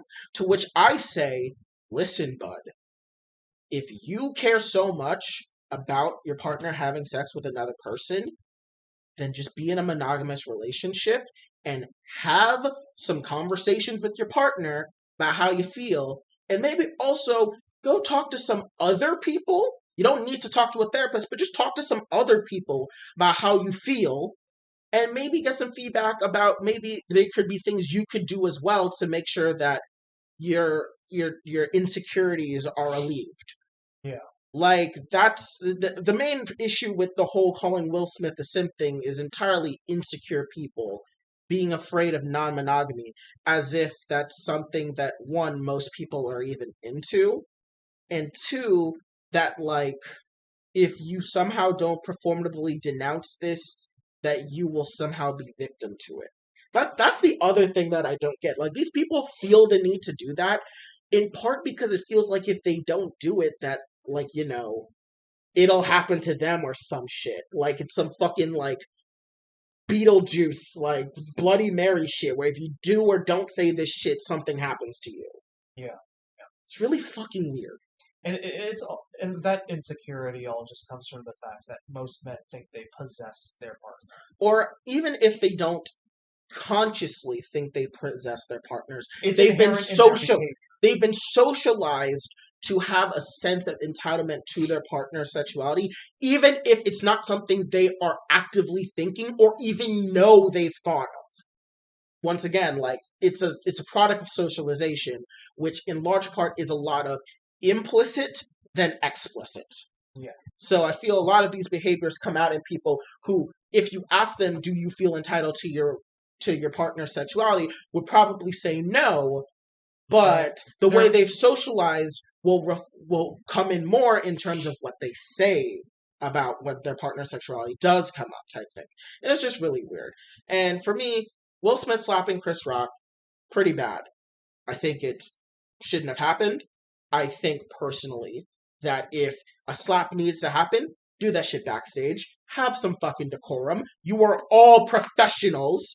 Have some fucking decorum. If you want to slap the shit out of him, do it backstage where no fucking cameras are. Or come on, people. Or no. The most optically, like, professional thing to do that I feel like if he did this, Will Smith could have stolen the night away. Is just when he's up on the Oscar stage accepting his Oscars, just like turn to Will Smith and say, or Chris Rock, and say, hey, that joke you said about my wife, completely disrespectful. My wife is beautiful. And I wouldn't be here getting this Oscar if it wasn't for her. And boom, he would have optically won the night. Exactly. He would have won. Chris Rock would have been the enemy. Or it wouldn't even be that he was the enemy. It just would have shown that, I don't think it would have been about a good guy or a bad guy in that situation. It would have just shown that Will Smith, despite all the bullshit that goes on about his public life, he knows where his heart is with his family. Yeah. And I feel like he should have conveyed that through a speech at the Oscars rather than the slap, which shows a different message. Exactly. The other thing I also wanted to bring up was also that if you were slapping about the joke, you have now forever immortalized the joke within public knowledge. It's a meme now, guys. And the thing is that you've also brought back the jokes about the whole August Alonso shit. Because, let's be honest here, people stopped talking about that shit for a while. And now he's Streisand that affect that meme into just public knowledge yet again. And again, I cannot go 10 minutes without seeing a Chris Rock and Will Smith related meme in my YouTube feed. Oh, it's everywhere. I've seen it on Facebook, Twitter, Reddit, Discord, Tumblr. Yeah. I was at work and, like, niggas were talking about it and I'm just like, fuck! I can't escape this shit! Yeah. I mean, obviously I talked about it too, but, like, still. Yeah. So those were the elements I wanted to talk about. Yeah. And the other thing is that some people have said that, Chris Rock, this isn't the first time Chris Rock has made jokes about Jada, which is true. He did make a joke out about her at the previous Oscar he hosted when she boycotted it with a lot of other black actors and actresses because of the fact that, one, Will Smith did not get nominated for Concussion, which was a fucking crime, but also because there was just a lacking of black representation at the Oscars, despite black people being integral to the film industry for decades. And so that's part of that's part of the boycott, and he made fun of her for that. So there was that. And some people pointed out that this isn't the first time he's made fun of someone with alopecia. He did so about Arsenio Hall's I believe it's Arsenio Hall's piano player back during the 90s when Arsenio Hall had his big show. Arsenio Hall's show was incredible. Bill Clinton was on that shit. He played an opening riff for that. But yeah. And while I definitely think like maybe those things factored into it, I doubt it just because it was such a spur of the moment. I think it was very much Will Smith being like, I need to defend my wife and I need to show him what's up. And he just kind of saw red and he did the slap. He should have sat down. He should have thought things over. He should have, if he really needed to enact physical violence, which I doubt he did, but if he really needed to, do that shit backstage, whatever. TMZ ain't gonna find you like that quick. Like, you'd be fine. Or the better case scenario is you talk about how you felt about the joke during your Oscar acceptance speech. And also, to the Oscars saying they wanted to remove Will Smith from the premises, now some people are like, should he lose his Oscars? Fuck no. He should keep his Oscars. Because, one, how many rapists and pedophiles have gotten Oscars?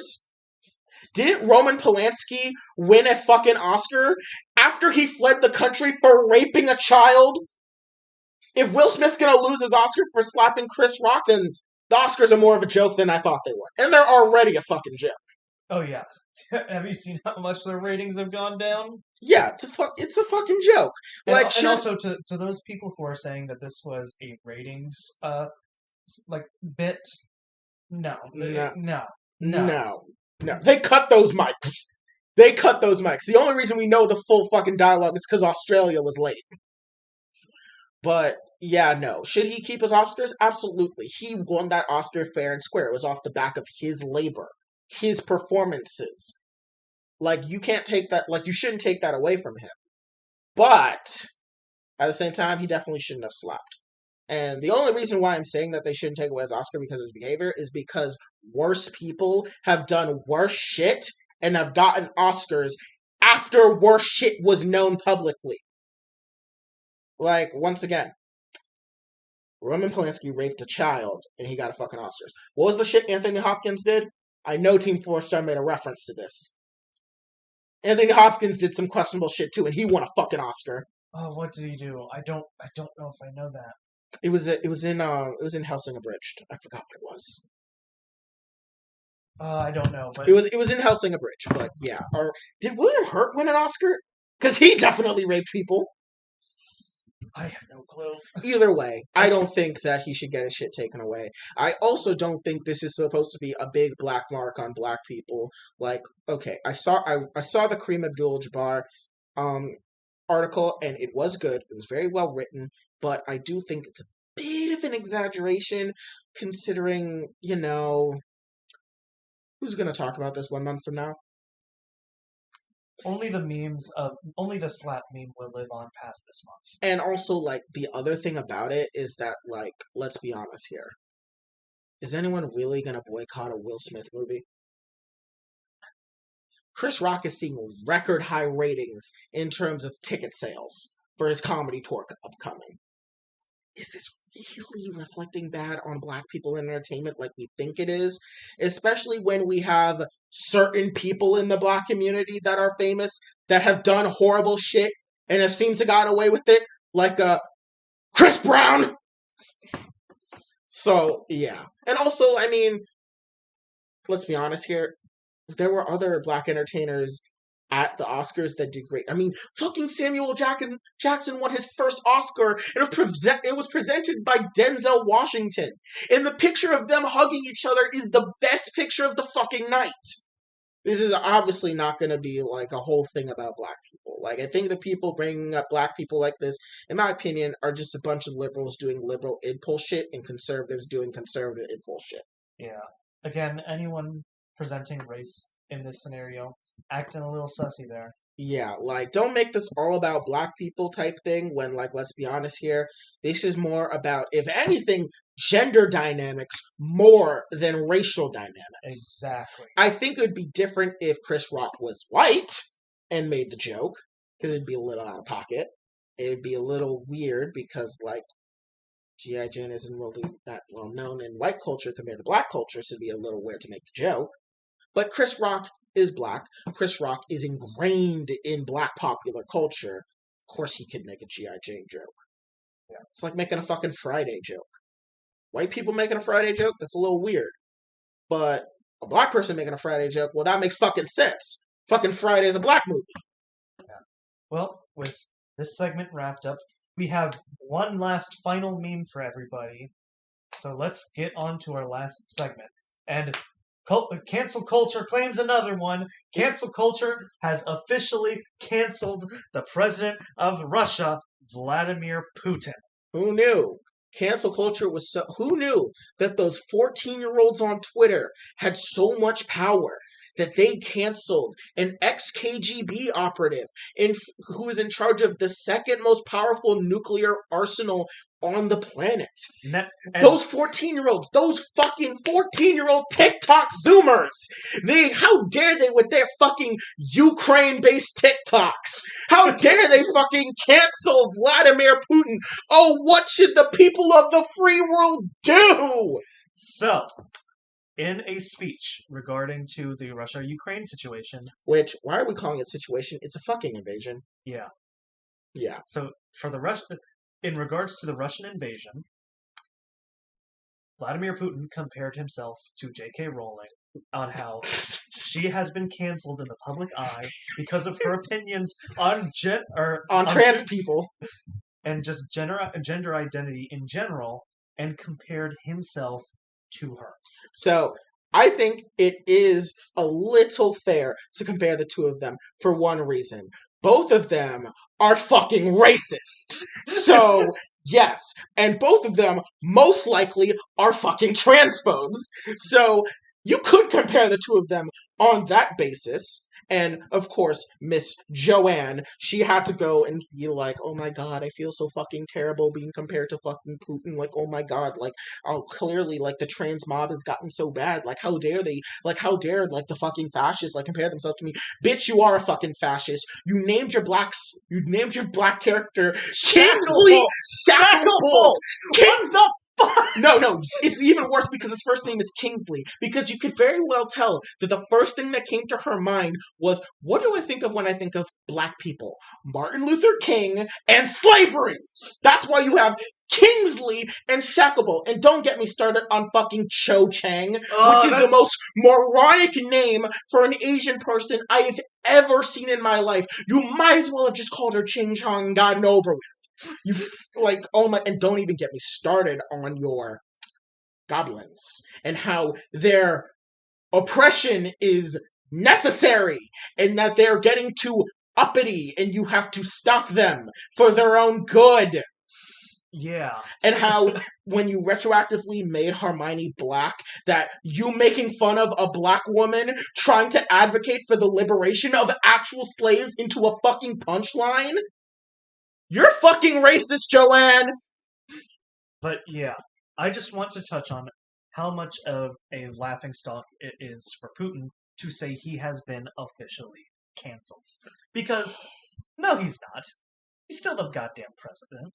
Like, he's still leading a multi-month invasion into Ukraine. I just sit here and I'm just like, yeah. Like the moment he gets canceled is when he gets censored for terms of service. No, the moment he gets canceled is when he gets censored for terms of service. Actually, yeah, I will not finish that sentence because I do not want Suicide via 2 bullets to the back of my head. Censored for terms of service. We'll go with that one. I was going to say something far worse, but I value Censored my for life. terms of service. Anyways, it's just emblematic of how the term cancel culture means jack shit. It means absolutely nothing. Because now we have Putin saying it when he is downright the villain of this current year. So, like, here's the thing.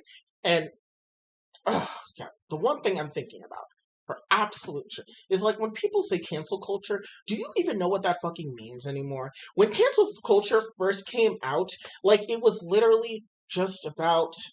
So, the term canceling literally just was like another way of saying, like, you're over, like, you're done. And then it just started to mean, oh, I've been canceled for getting criticized for being an awful person.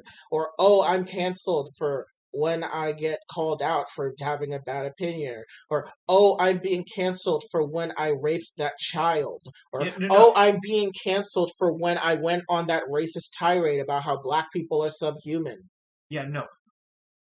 Canceling and cancel culture now has become a right-wing dog whistle, so that way they can avoid any consequences from their actions. At this point, I don't even think it's a right-wing dog whistle. It's a dog whistle from abusers. That is fair. If you're an abusive person, you will immediately think the idea of canceling being a real thing that actually hurts powerful individuals.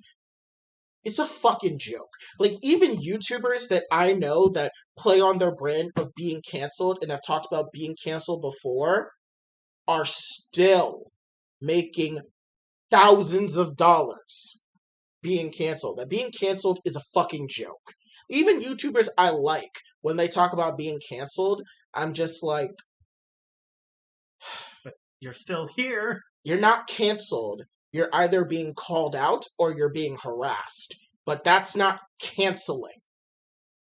And on one hand, I'm thinking, when Vladimir Putin says he's being canceled, what he actually means is, wah, the world doesn't like when I make Hitler-esque arguments when I decide to trample over another country's sovereignty.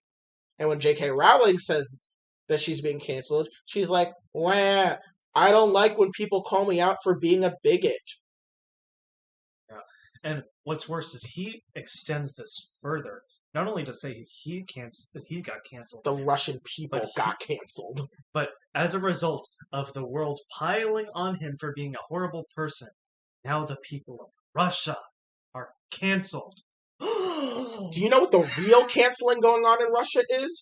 Is the fact that the authoritarian government of Russia has been silencing protesters and literally throwing them in jail for protesting or even speaking ill of the Russian government. If you really want to talk about canceling, that's fucking canceling. Not this, oh my god, Putin, we're going to sanction all of your billionaire friends for literally trying to be 21st century Hitler.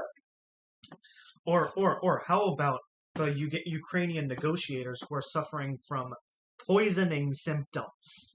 Oh yeah, I've been canceled so hard. Proceeds to poison everyone at the peace talk, including a Russian oligarch that was working on behalf of Ukraine. I'm so canceled. I'm so canceled. Literally has the world by the balls because if he decided to launch all of his nukes, he would damn us to a nuclear winter. I'm so canceled. I'm so canceled. God, there are so many things I want to say, but I genuinely do not want a Russian sleeper agent to come into my house and murder me. So I will not say it. God. But I would just like to award Vladimir Putin biggest beta. Biggest beta. He's a beta bitch. He's bitch made. He's a bitch. He's... there's so many things I want to say, but I genuinely value my life. But also, I value my freedom of speech. So, beta! Listen, it's not about the freedom of speech, because let's be honest here. Do you think the United States is going to do shit about us talking shit about Putin? No. But! No, I value my freedom of speech, so I'm going to abuse the hell out of it. Putin's a beta! He's a bitch. I mean, in my honest opinion, I genuinely think Putin has a mental disability currently. Like, I think he has what is it? It starts with an L. It's affecting his brain. starts with an L. Because of how his speech patterns have changed throughout the years, how it's become a lot more slurred and disjointed. Like, it's an aging thing. It starts with an L. Can't remember it. It's Not leukemia. Not leukemia. Something syndrome, something disease. Something. It starts with an L. It's a neurodegenerative thing. I think he has it. Makes sense. He's old as fuck. And let's be honest here, he's not fucking healthy. Don't let all those horse pictures tell you otherwise. Or all of those videos of him working out in his multi-$1,000 tracksuit. No, multi-hundreds of $1,000 tracksuits. Yeah, just, oh my god, just... Putin, you're such a bitch. You're such a fucking beta bitch. Honestly. Biggest beta made or bitch made beta out there. Honestly, I want to extend the same thing to J.K. Rowling. J.K. Rowling, I said it last week. I'll say it again. J.K. Rowling, you could suck my dick. I do not care. You are genuinely a horrible person, and you have every right to be compared to Vladimir Putin because you are just as vitriolic in hatred as he is. The only difference being is that you just happen to be a very successful author, and he happens to be the man in charge of hundreds of nukes. But you're still both shitty people, and I don't like either of you. And honestly, if either of you sriracha sauced, I would be perfectly fine with that.